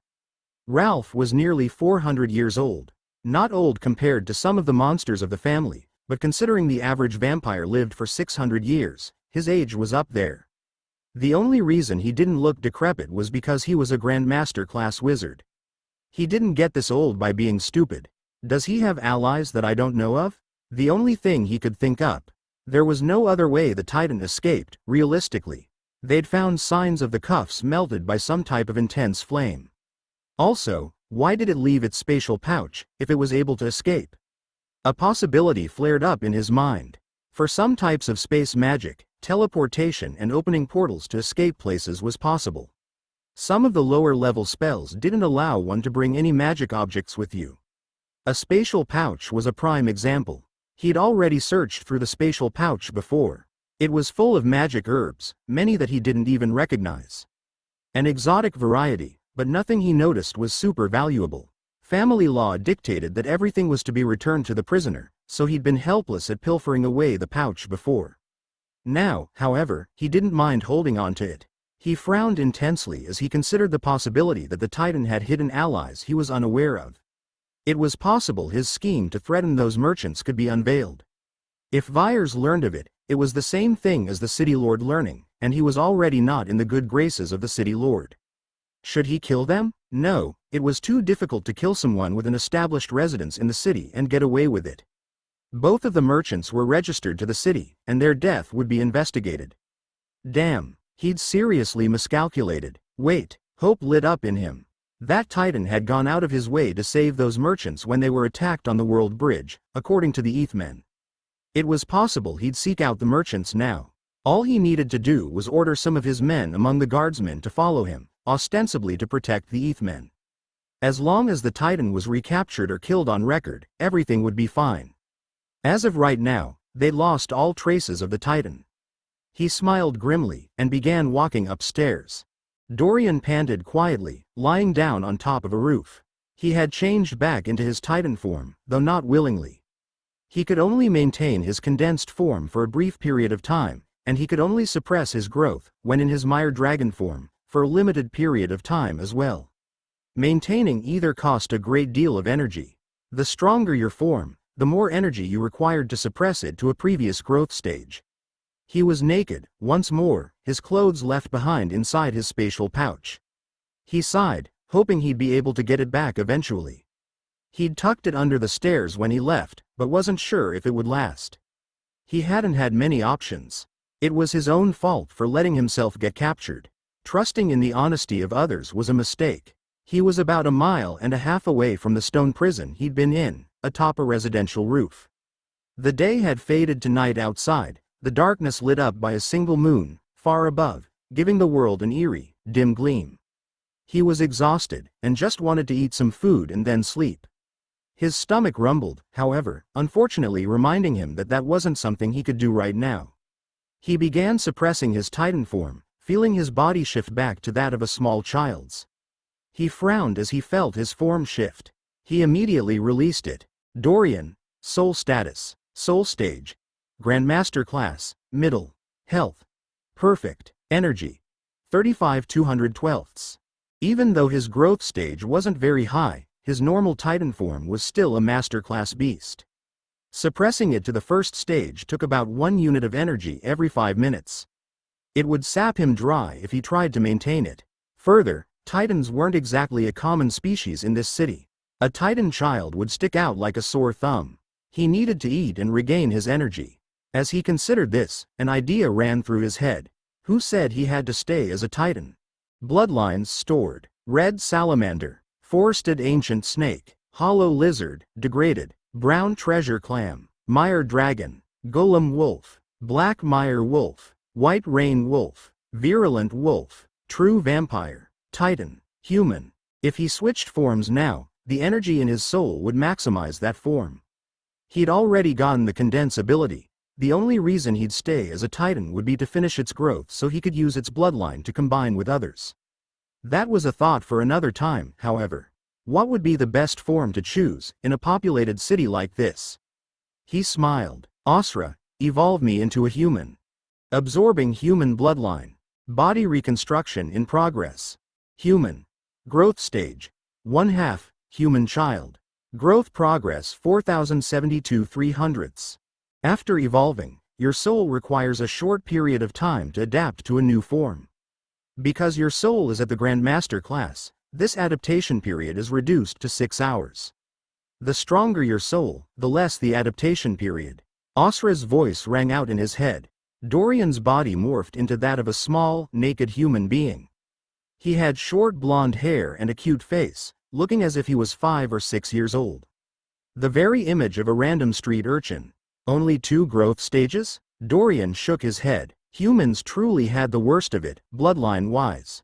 The fact that they were able to grow powerful enough to dominate the 30,000 realms as much as they did was an incredible achievement already. His powerful soul boosted the strength of his form. As he stood up on the roof, he moved his arms to the left and right, feeling a certain level of power in them. He was about at the level of an Earth-class beast, he figured. A punch from him could crack a tree, but not break it cleanly in half. The city guard would be scrambling around looking for an escaped Titan. Who would pay attention to a random street urchin? 6 hours in this form was more than enough. His eyes flashed as he looked around. He was in a small neighborhood within the city. Several dozen residences made of white stone bring, with slanted roofs and wooden windows, spread out around him. Most of them were closed up for the night, the inhabitants asleep. He moved forward, his stomach rumbling as he guiltily decided to pilfer the kitchens of a few residences. A half hour later, Dorian had found a set of loose, plain clothes to wear. A small gray shirt and a tight pair of black pants. He'd rubbed a bit of dirt and dust on the clothes, making them look old and used. They didn't perfectly fit, but they were more than enough. He'd managed to find a large store of cheese and meat in one of the residences and eaten his fill. He then slowly began making his way through the dark city, leaping from rooftop to rooftop, ducking from alley to alley as he stuck to the shadows. The city, at night, was a relatively peaceful one. There were patrols of guards through certain areas, and a strict curfew enforced. These patrols were easy enough to dodge, however, as long as you didn't stick solely to the streets. It was Dorian's first time really exploring the city on his own. In the daytime, he just followed a couple streets to the north side of the city and gotten a bite to eat, after visiting a few of those blood magic shops. It felt oddly surreal to Dorian. As he scaled a wall and climbed upon a house, he felt like he was in an action movie, dashing around in the night. Dorian was careful to avoid any areas of the city that looked rich or wealthy. There was no telling if there were magic traps or anything of that nature protecting some houses. Eventually, after quite a bit of trial and error, Dorian found his way towards where the merchant couple lived, the directions they gave him coming in handy. The ETH merchants lived in a small, residential neighborhood in the city. They were considered a relatively wealthy family, but only to a certain extent. When compared to the true nobles in this city, many of whom lived in grand palaces or mansions, they could only be considered middle class. Their home was a large, two-story house made from a type of luxurious teak. It had a solid dark blue roof and a few decorative windows. Many of the other homes in this area of the city were of a similar nature. Instead of approaching directly, however, Dorian carefully scampered around the area near their house, looking everything over. The guards in the city most likely thought he'd try to shore up somewhere and would be hiding away. It was possible that they might think he would try to take revenge on the merchants, if they honestly believed the accusations against him. And, sure enough, as Dorian snuck around, he saw a few armored figures, hiding atop a couple nearby rooftops. When he noticed them, he paid careful attention to not step any closer, hiding out in the distance. He began to mentally mark the locations where he saw each guard, keeping a tally. As he scanned them all, Dorian saw a figure he recognized. Even in the dark, where only the slim moonlight lit up the area, Dorian could still make out the imperious figure of the same vampire wizard that had grabbed onto one of Jiraiya, forcing her, and Clarence, to lob accusations at him. The wizard was sitting down with his hands folded, patiently watching the ETH merchant's home. Dorian's eyes hardened at the sight. He saw several other guards near the vampire, all staking out the residence. He then smiled, and settled down on a different house's roof, a slanted one that had a small cubby, perfect for a small body to hide on. When he'd lived in the forest, there were several times he'd sat still for hours, hunting down red salamanders or other small prey. Patience was a virtue that he did not lack. The wizard would need to sleep sometime. His eyes carefully watched the wizard as he began to wait, resting his tired body but staying alert. Meanwhile, many miles away from Dorian, across a large gap in the oceans of nothingness that spread around Lapretia, another world bridge could be seen, connecting down to another tall island. This was the world bridge from the lesser world Banter. This iteration of a world bridge was a long, drawling forest, with a path cut through it for travel. The island the bridge connected to housed the nearly 30 miles wide city of Morn, one of the 23 city-states on Tapretia. It was a sprawling city with a large population. Another island quite close to the one that housed Morn contained a huge dark iron mine spreading more than 100 miles deep, making the city of Morn one of the most popular places for wizards that studied anything relating to earth magic to live on Tapretia. About 2,000 miles up the world bridge that connected to the city-state of Morn, the figure of a large, glowing dragon could be seen, flying high in the sky of the world bridge. The dragon gave off a near-blinding light as it flew, its wings blasting out with a bright orange gleam. Occasionally, the scattered space at the edge of the world bridge would send out small spatial tears towards the dragon. These tears would slam into the dragon and then fizzle out, having little effect. If one looked closely at this dragon, through the bright light its wings emitted, they would notice that the body of the dragon seemed almost incorporeal. Its snarling visage, its huge wings, its long tail. This drake was nearly 50 meters long, with a massive wingspan. Orange, luminescent flames seemed to fall off behind the dragon each time it flapped its wings, leaving a trail of fire high in the sky. Out of its snarling visage, if one listened close, a dim, drawling tune could be heard, sung by a voice with a deep, riveting timbre. Oh, wheel, Fire is fun and fire is free. What do I love? Why it's fire for me. The closest thing to God is flame. And that is why I spread my name. Born the 11th, with the figure God devised. The prettiest flame that God had prized. To hunt for perfection, the ultimate flame imagined. That's why I will find. Its voice trailed off. The dragon seemed to freeze in midair, its eyes opened wide in anger. Roar. It let out a massive roar, unleashing a furious wave of orange fire on the forests below. Thousands of trees exploded into a storm of shrapnel and flames, melting into the rocky earth of the world bridge below. A firestorm whipped up the air, sending out huge gusts of wind for miles. Several thousand more trees were knocked over from the impact of this, snapping into shards of wood. The shockwave from the force of the dragon's roar knocked tens of thousands of leaves into the air, most of which caught fire in a grand, massive storm of fire that spread out for miles beneath the dragon. Imagined, the dragon seemed to calm down, getting a hold of its rage as it continued flying. Such a stupid word, of course nothing good would rhyme with it. O beautiful fire, why I search for thee? To find perfection, I must now see. It went back to its singing, meandering its way towards the world of Taprisha. Chapter 38. Target. Damn. Ralph slammed his hand down on the roof, cracking the slate roof tiles in anger. His eyes emanated a cold, blood-red light. An entire night wasted, and nothing of it. He sighed, running his hands through his hair. He and his men staked out the house the whole night, waiting for the Titan to show up. They'd gotten zero results, and instead left him exhausted. Ralph rubbed at his eyes, feeling the fatigue behind them. Randall, Boranger. He called out two names quietly, waving his hand forward. Immediately, two of his trusted subordinates in the guard appeared. One of them was human, while the other was a vampire. While this planet was under the control of the Aurelius family, the vast majority of its inhabitants, and most worlds controlled by the family, were not vampires. Vampires were a powerful race, with strength that could grow to high levels without even training in magic. It was a law in this universe that the stronger or more powerful the bloodline of a being was, the harder it was to have offspring. Therefore, while the hand of the Aurelius may stretch far, the number of vampires in the family was not at all that large when compared to humans or the Eth, or other populous races. Maintain the stakeout just in case, but make contact with the general guard to switch over and let the men rest. Since the Titan hadn't appeared immediately, he'd need to do this one by the books. Annoyance and worry filled him, alongside regret. If he knew this would have been so much trouble, he never would have framed the Titan. Yes sir, yes sir. The pair responded with sharp nods, and set to work informing the rest of the guard. Ralph sighed again, and then vanished from the rooftop, slinking off down the side as dawn began to break, headed home. He lived only a short distance away from here. Flying in the city was strictly off limits, and it would be a bit too much to call for a carriage, so he decided to walk. Finally, Dorian's eyes gleamed as he watched the vampire wizard break off from the rooftop after hours of observation.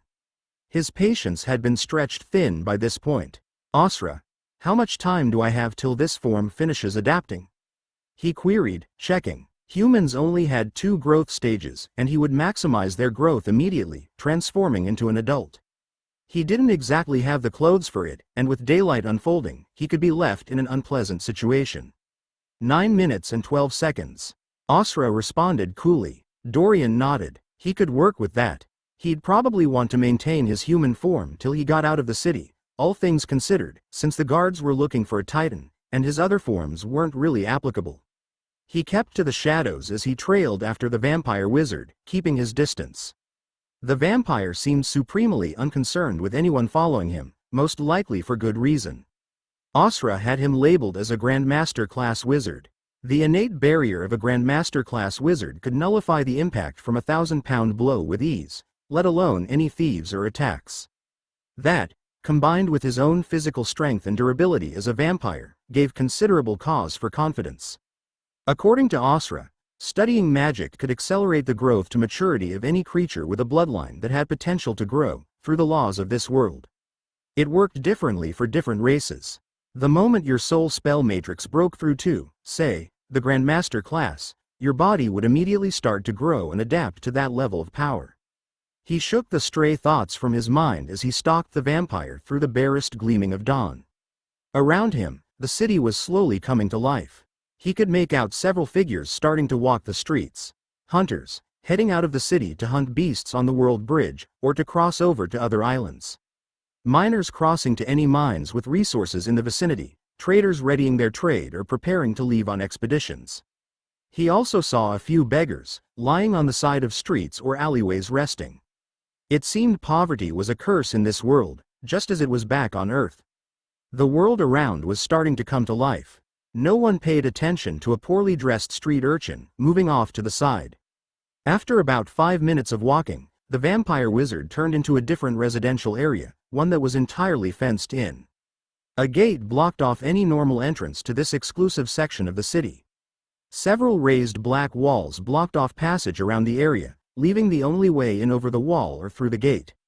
The gate itself seemed to be made of some type of golden metal and gave off a faint, yellow light. Past the gate, Dorian could see several luxurious mansions, at least 10 of them, many of them veritable palaces due to their sheer size, spread 100 meters out from each other. Trees, a small river, and a few gardens stood between each home, giving the area a natural, comfortable look. Not at all as if it was in the middle of a populated city. It was the most luxurious sight he'd seen in the city yet. The vampire Dorian was watching cast some sort of spell, and the gate shivered and then opened up, allowing him to pass through. Moments later it closed off, sealing the place. Dorian frowned as he saw this. His eyes trailed up, looking at the walls and above them. Just faintly, he could make out an odd distortion in the air. He guessed that if he flew over it, it might set off some sort of alarm. The gate appeared to be some type of magic object, locking out the way. He didn't see anyone else moving to or from the gate. It seemed like an exclusive community that people would rarely enter or exit. At least, not in the early hours of dawn. There were few people moving anywhere near this street. The homes off to his left or right were still closed up, and the street itself nearly empty. There were no shops or anything of that kind in this residential sector of the city. As he was considering what to do, an idea popped up in his head. He knew he was able to absorb energy from magic objects, and add that to his own store of growth energy. He hadn't fully tested his ability yet. Now, however, seemed like a prime opportunity. He wasn't jailed away trying to escape or in any danger. If something went wrong, he'd be able to deal with it safely. Dorian smiled, and then shuffled up to the front of the gate. He took one last surreptitious look around the street. The gray and white paved stone road was empty for the most part, the nearest pedestrians at least 100 meters off to his right. Slowly, he put his right hand on the gate. He felt a slight tingling feeling as he touched it, and then nothing. Osra. Got any tips on absorbing energy from magic objects? A question he felt he should have asked far sooner. It is a natural talent unique to your soul spell matrix, and like other skills or abilities, you simply need to will it to happen. Osra replied punctually. Dorian nodded and then turned his focus to the gate before him. He stared at it, and then slowly concentrated, willing any energy in the gate to flow into him. Gradually, he felt a warm feeling settle in on his right hand. This feeling began to become warmer and warmer. He felt almost as if a connection was starting to form. Mentally, in his head, he felt a great big glowing light appear. A huge, massive orb, floating above him. Almost within reach, Dorian stared at the orb, and then willed it to come to him. And it did. All of a sudden, his entire body was suffused in a massive golden light, for the briefest instant. His entire body felt as if it was about to implode, a huge store of energy blasting into him. This feeling lasted briefly before disappearing without a trace. A split second later, the golden gate in front of him fell apart, collapsing into dust. The shimmering, almost invisible shield that covered the walls and the air above them shivered, and then vanished. Just after this, Dorian instinctively pulled up his growth status. Human. Growth stage. 1/2, human child. Growth progress 59,794 3/100ths. Dorian's eyes opened wide in shock as he checked the values, and then checked them again in astonishment. I absorbed around 55,000 units of energy? Ralph checked his appearance in his entryway mirror, making sure his collar wasn't set too high. Even though he was home, it wouldn't do to look poorly dressed. Maintaining one's appearance was important, especially when you thought no one was looking. He had finally made it home after such a grueling evening, and was ready to go to sleep. He moved past the entrance of his large mansion, looking at the ornate staircase, white stone statues that adorned his walls, and antique white teak wooden floor. His humble abode was his place of refuge. Master Tornstrew. Before he could even make it to the grand staircase, one of his subordinates came rushing in. A vampire warrior dressed in black leather armor, one of his guards. Fabian was his name. Yes, Fabian? He asked, struggling to keep the irritation out of his voice. The men that guarded his mansion were trained well enough to only disturb him if it was urgent. It's Molf, sir. Apparently the man's name was Molf. And, sir. The protection spell field of the 12 palaces has collapsed. The vampire continued, his eyes wide. Ralph stared at the man, incredulously. It collapsed? Yes, sir, it collapsed. The guard replied, nodding his head. Ralph kneaded his forehead, feeling a headache trying to force its way in. Fabian, it's Molf, sir. Molf, he began, glaring at the guard for interrupting him. The protection spell field cannot just collapse. It was put into place by a commissioned Lord-class wizard, using 12 earth and energy cores. A meteor lobbed by a Lord-class fire wizard couldn't put a dent in the spell field, let alone cause it to collapse. Molf squirmed, looking uncomfortable as he responded. Well, sir, I know. But, he continued, gesturing towards the front door. It did. Ralph turned towards the front entrance of his house. He blinked and then walked forward, stalking outside, his anger building to a crescendo as he raised his hands up. What in the name of the heavens do you? His voice trailed off. Ralph's eyes were trained, able to see and detect faint traces of magic. And the sky above him was on fire, random magical waves exploding back and forth overhead erratically. The perfect image of a collapsed spell field. His jaw dropped, and his hands raised in anger slowly fell as he stared at the dying sky above. What? ULP. Dorian burped, feeling a satisfied feeling in his stomach. Absorbing the energy from that gate had given him a nice and warm full feeling. He smiled as he waltzed into the walled-off area, glancing around at the mansions, zeroing in on the one the vampire wizard had walked into. It was a large, 3-story tall white mansion made out of some type of special brick. It had several ledges and great long windows. A small moat decorated the outside of it, and a large garden of trees peppered its yard. There were only a few minutes till he could switch forms again. Dorian gazed at the house, his mouth thin. He then darted off into one of the luscious trees near the entrance, his eyes staying on the house, and began to prepare. Chapter 39. Killing. Dorian saw a small number of armored men emerge from a few of the mansions or palaces, looking up at the sky in confusion. He also saw a few vampires, humans, and even an Ethmen, dressed in fine suits or robes, step out as well, pointing upward. He glanced up, not noticing anything out of the ordinary. He assumed it had to do with his devouring of the gate. He gave a mental apology to anyone innocent he inconvenienced. He also saw, from the mansion he was targeting, the figure of the vampire wizard emerge, alongside another vampire clad in black leather armor. He glared at the man, the bud of anger in him raging forth. Your soul has finished its adaptation period.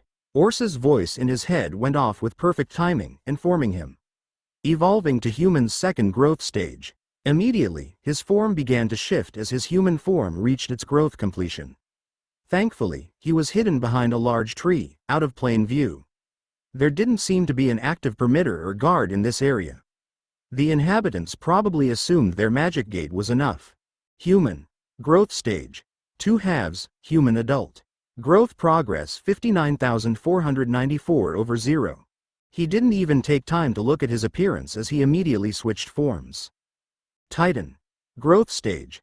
2 quarters, Titan young adult. Growth progress 59,494 8,050 seconds.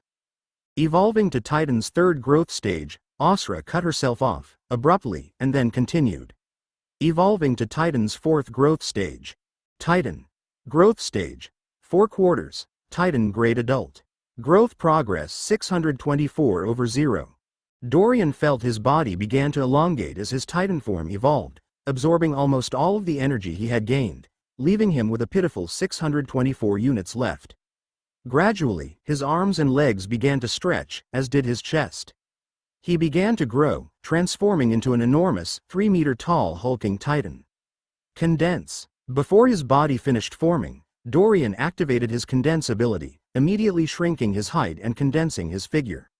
An incredible feeling of strength and power rested in his hands as he did so. His body that had previously looked like a muscle-covered bodybuilder slimmed out. Bulging muscles were replaced with lean, tough muscles in his condensed form, the density of which was mind-boggling.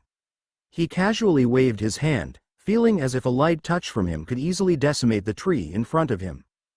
Dorian, Soul Status, Soul Stage, Grandmaster, Peak, Health, Perfect, Energy, 814. He smiled as he looked at his status. By evolving his Titan form, his soul had grown from the middle of the Grandmaster class to the peak. His energy levels had quadrupled. He took a brief look around. Once more, he noted that the world around him seemed to have slowed down, just slightly. His perception of time had been enhanced. Compared to before, everything seemed to be moving half again as fast. His visual acuity had jumped an entire realm, letting him pick out things he hadn't been able to see before. As he glanced upward, he saw faint distortions in the air. They were almost imperceptible, even with his increased vision, but seemed like writhing snakes, twisting and turning. It seemed the barrier protecting the gate had gone all the way up into the sky. As Dorian felt his body reach a perfect condition, he turned his focus to the vampire wizard that was just now returning back inside his home. He rubbed his palms together. A moment later, a small lizard could be seen, darting across the grass towards a certain mansion. At the same time, as the morning dawn came into its full fruition, its light shined upon the majestic palace at the very center of the city. The City Lord's Mansion. The City Lord of Potor, Uberon Bank, a Lord-class wizard, looked down at the slim blade that had just stabbed through his heart in sheer, utter shock. "Marilyn?" he sputtered out, red blood bursting from his mouth as he looked at his wife in horror. He had been caught completely off guard, the sudden attack somehow piercing through his innate barrier. He was standing in his foyer, in the City Lord's mansion at the center of Potor City. A grand bookcase lined with 10,000 books set across the wall, rising above the stained oak wood floor. A few small couches rested in front of a lit fireplace, while a dozen paintings of past city lords stood placed on the walls, in between large, white windows. The lord-class vampire stumbled down, his hands grabbing a hold of the blade. A timeless feeling of exhaustion spread through his body, some type of nefarious poison killing his ability to regenerate. His wife was a petite, tan human with long red hair and a buxom figure. Uberon had a variety of tastes, but he'd discovered that humans were his favorite unique choice, in both blood and in bed. He'd married Marilyn, his wife, years ago, binding her to obey his will thanks to the vaunted control magic he practiced. Of anyone to betray him, she was the last person he would have suspected. The thought ran through his mind, the sheer impossibility of anyone breaking off the lord-class control spell he'd laid on her, as his vision began to blur.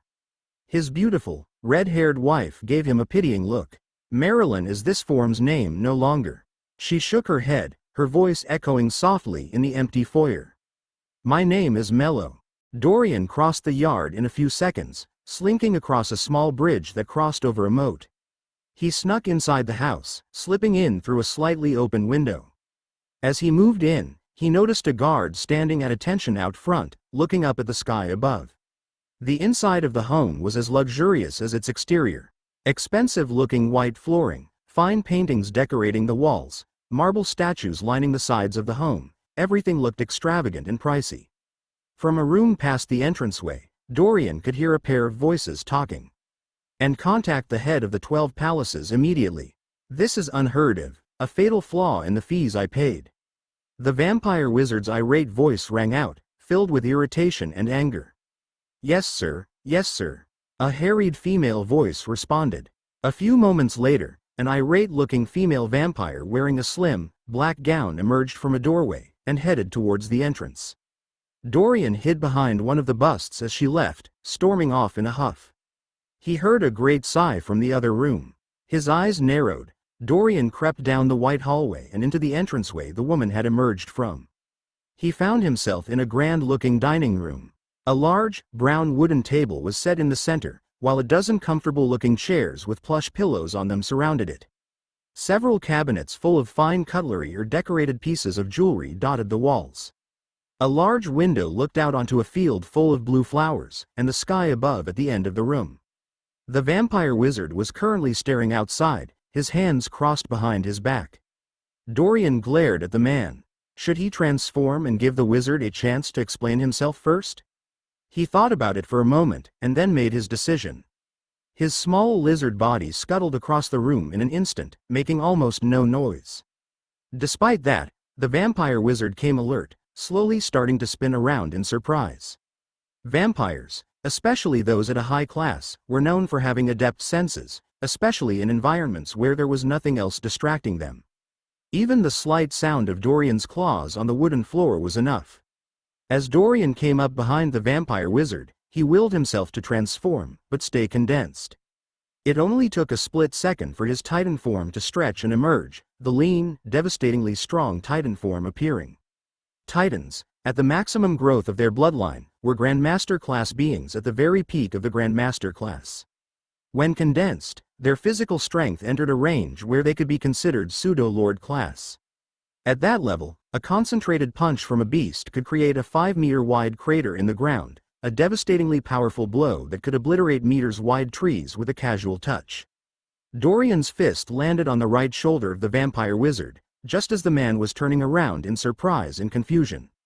Boom! The wooden floor beneath Dorian cracked and exploded from the force of his punch as he sent the vampire flying, completely destroying the dining room. Cutlery, wood, and glass peppered the air as Dorian lifted his arm to cover his face, charging after the vampire wizard's figure. A huge hole could be seen in the wall in the side of the dining room, leading into a now partially destroyed kitchen. Random foodstuffs could be seen lying around, several packs of fresh fruit mixing with magic herbs and a few random strings of meat. Dorian burst into this room, and then kept running, seeing another hole in the wall of the once fine-looking kitchen. He knocked aside a wooden counter as he ran forward, glancing about to make sure no one else was here. As he dived through the second hole, Dorian made out a figure lying on the ground, covered in fallen wooden boards and pieces of stone. He appeared to be in some type of study, a long pair of tables and chairs set with a few books and maps open on them. Several windows lit up the area with the gleaming light of morning. He had sent the wizard flying through the air for roughly 20 meters, though 2 reinforced walls of stone and wood. Ralph struggled to stand, blood pouring out of his mouth as he looked up blearily. The sheer shock of the attack almost killed him. His prized innate barrier had managed to block a good portion of the impact, but the force of the attack had still been enough to badly injure him. "What did you do to the ETH merchants?" Dorian's voice was cold as he stalked over, not giving the wizard time to get his bearings. He rubbed his hands together, feeling a raw feeling in them. Punching the wizard had felt like punching an iron wall.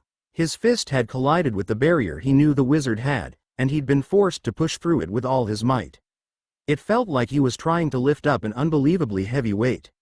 The feeling had started to give, after a split second, and his fist managed to make contact with the wizard. But it had definitely been a close thing. "Talk." His voice contained iron as he looked down on the wizard, cracking his knuckles. Faintly, he could hear voices yelling out in the background. The few guards the wizard had stationed would arrive here soon. Ralph glared up at the blurry figure of the Titan and then clasped his hands together. The blow he'd taken had sapped him of a tenth of his energy. If he took many more like it, he'd be left unable to defend himself. Blood magic. Scat. Before he could finish speaking, Dorian's chest heaved forward, and a wave of emerald flames blasted down on the vampire, bursting from his mouth. "Arrgh." The man yelled out, feeling his innate barrier tremble, excruciating pain running through him. The flames began to eat up the raw power his soul pumped into the barrier, starting to melt through it at an incredible rate. I'll talk, please," Ralph screamed out, blood bursting from his nose and dripping down his eyes. Dorian pulled back his emerald flames as his cold eyes glared down at the wizard, merciless. A few minutes later, Dorian found himself running from the fancy palace area, carrying the unconscious body of a young, 12-year-old girl. He was wearing a set of loose gray leather leggings, strapped in around his legs, and a smooth white shirt. A fine, black ring was set on his hand, gleaming in the morning light. After forcing the wizard to surrender, Dorian had managed to gain a great deal of information. The wizard had kidnapped the daughter of the ETH merchants, intent on using them to frame Dorian and deal with him using the law. Murdering inhabitants in this city was a dangerous hobby, and the wizard had thought it wiser to simply force them to obey him by using a hostage. He glanced down at the ring on his finger. It was a rare spatial ring, a commodity worth tens of thousands of gold mints. It had previously been the treasure of the wizard, Ralph, as he learned his name was. In it, he found several hundred magic herbs, ones he recognized as his own. He also found 3 labeled boxes filled with blood, a huge store of gold, and several odd black relics he wasn't able to decipher. Black Ambian Eagle, Midnight Blade Tiger, Esther Ground Dragon. He read the names on the boxes aloud. Without even a second of hesitance, he absorbed each bloodline, storing them for later use. He took a moment to analyze the past few minutes.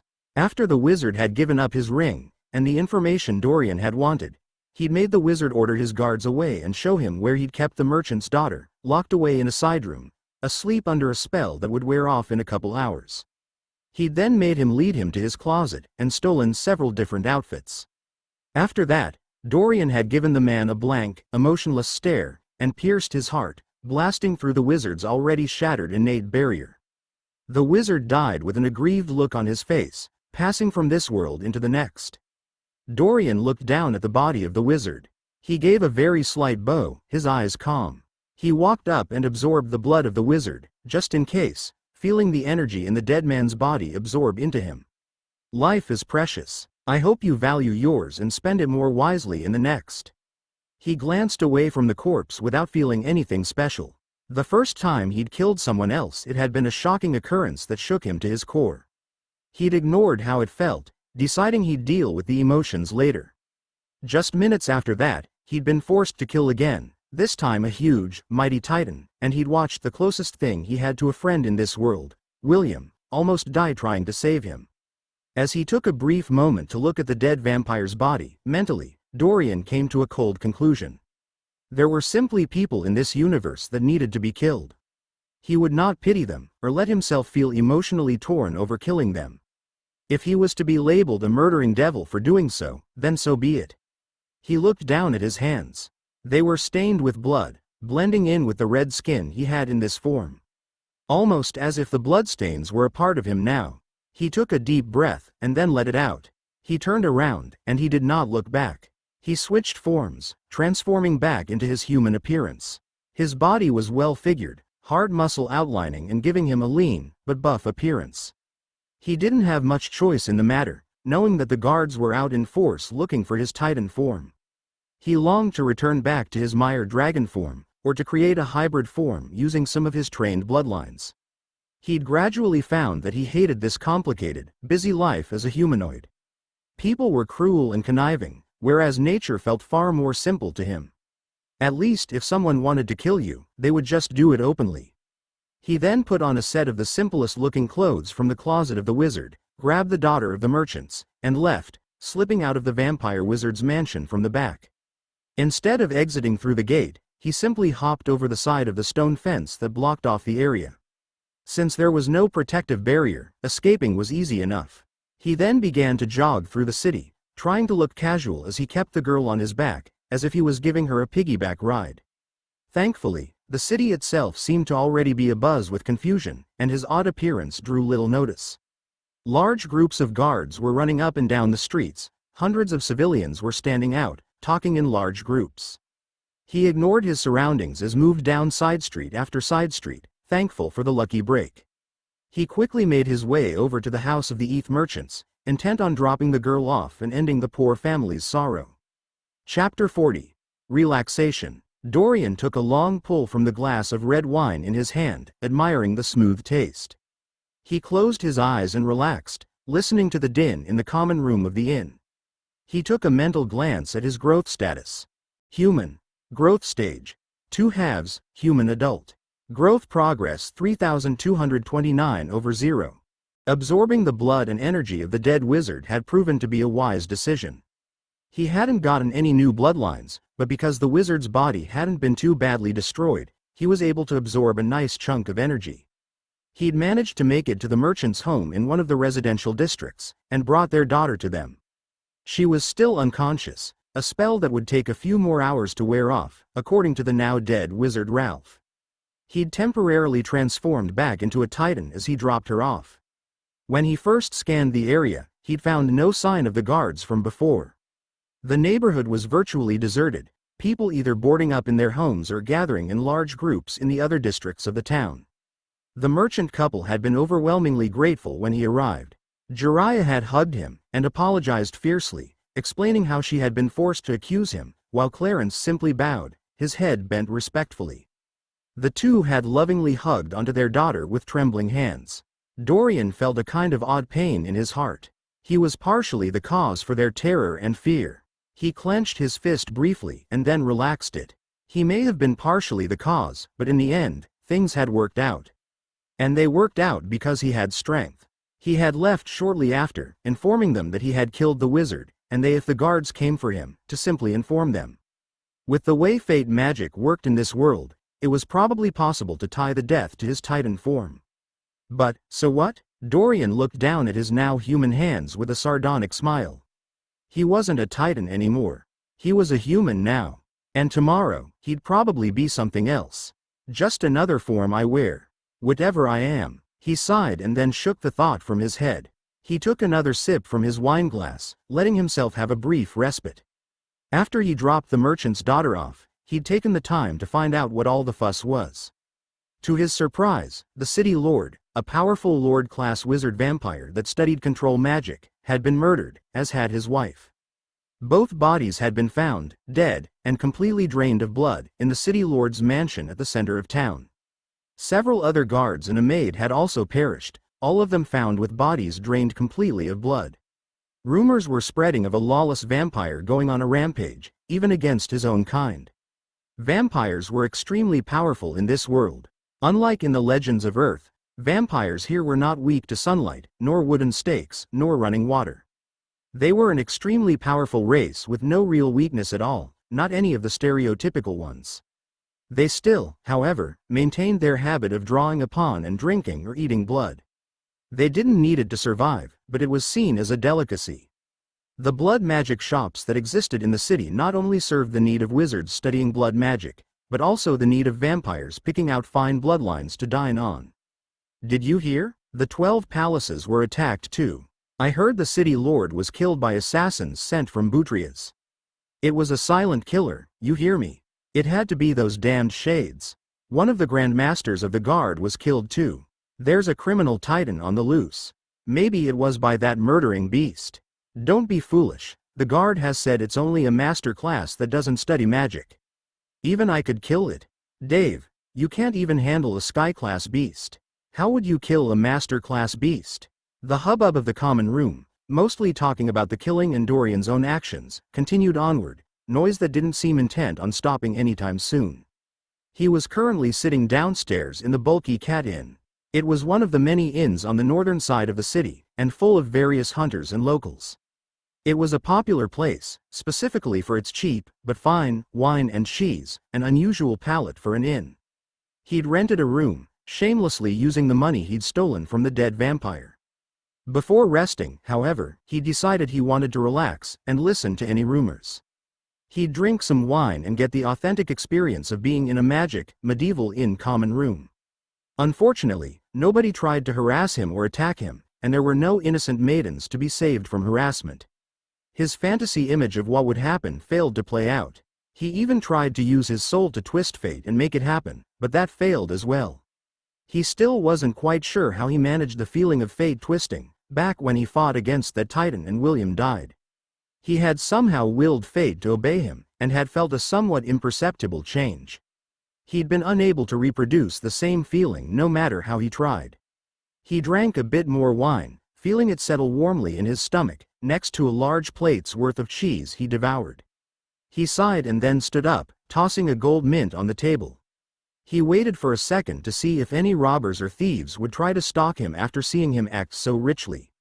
He was disappointed once more. Reality, it seemed, never turned out quite the way you expected or wanted. He made his way up to his room, and fell into bed, the afternoon light fading into evening as he laid down for some well-deserved sleep. Tomorrow, he decided, he'd start testing out how to combine bloodlines. Strength was something he urgently needed right now. A world bridge dominated by mountains stabbed poignantly into the ground, connecting the exotic planet Taprisha to the aquatic world of Torin. This mountain range was one that was heavily infested with beasts of all natures, but also full of bountiful resources. Magic herbs, rare metals, all sorts of objects that the natural laws of the universe would replace with time. It made the city-state of Toldrum one of the wealthiest on Taprisha. Current, atop one of the many gray mountains in this range, two figures could be seen. Both had elegant appearances, with pierced red eyes and long brown hair. One wore a professional-looking set of black plate armor, pressed so tightly to his body it seemed to be molded to him. A long, gleaming black sword lay strapped to his back, without a sheath. His long brown hair was tied up in a bun, in a similar style to the High Lord Marcus. The other wore a set of loose black robes, with a smart-looking black belt wrapped around him. A wand could be seen strapped to this belt, in a small holster. It had a silver, shining handle. As the light of day turned to afternoon, these two figures exchanged glances. "What do you think, Trajan?" the vampire wearing the plate armor asked, flexing his fingers in front of him as he spoke. "She'll be here soon, Probus," Trajan responded, frowning. His eyes narrowed as he looked up at the sky, a worried look on his face. "This is a test set by the High Lord," he continued, his statement almost a question. Probus nodded, rubbing his hand on the hilt of his sword. Abruptly, Probus whipped his arm forward, drawing his blade in a slash that blurred out so quickly it was almost invisible. He immediately replaced the sword on his back, as if it hadn't moved at all. Whoosh! Nearly 600 meters away, a small, almost imperceptible slash of wind slammed into a small, 6-inch-long green lizard that was crawling up the side of a neighboring mountain. A split second later, the mountain began to rumble. Rocks and dust began to tumble as an entire third of the mountain collapsed off to the side, a huge amount of earth and debris and rubble smashing down into the valley below. A large storm of dust rose into the air, obscuring the now partially destroyed mountain from sight. Trajan turned and glared at Probus. "What the hell was that for?" "I saw a lizard," Probus shrugged. "And?" Trajan sputtered out, his eyes widening in rage. "Maybe it was an assassin lizard." Probus shrugged for a second time. "You never know with those scaly bastards." He turned to look off into the distance as if he was contemplating deep, important philosophical concepts. "Probus, you just destroyed an entire mountain because of a lizard?" Trajan's eyes seemed to palpitate as he gestured at the still rising cloud of dust. Probus shrugged for the third time and didn't respond. "People like you are why the ecosystems of certain worlds are thrown into chaos. You cannot just wantonly destroy environments like this. Think of the native life, the natural process of nature. Why just?" Trajan continued to rant, his eyes glaring at Probus. Probus, meanwhile, narrowed his eyes as he spotted something in the distance. He slowly began to raise his hand to his back while Trajan talked, making minute movements toward his sword. "Because think of the catastrophic consequence," Trajan cut himself off. "Probus, why are you reaching for your sword?" Whoosh! The rumbling sounds of a mountain starting to collapse rang out once more.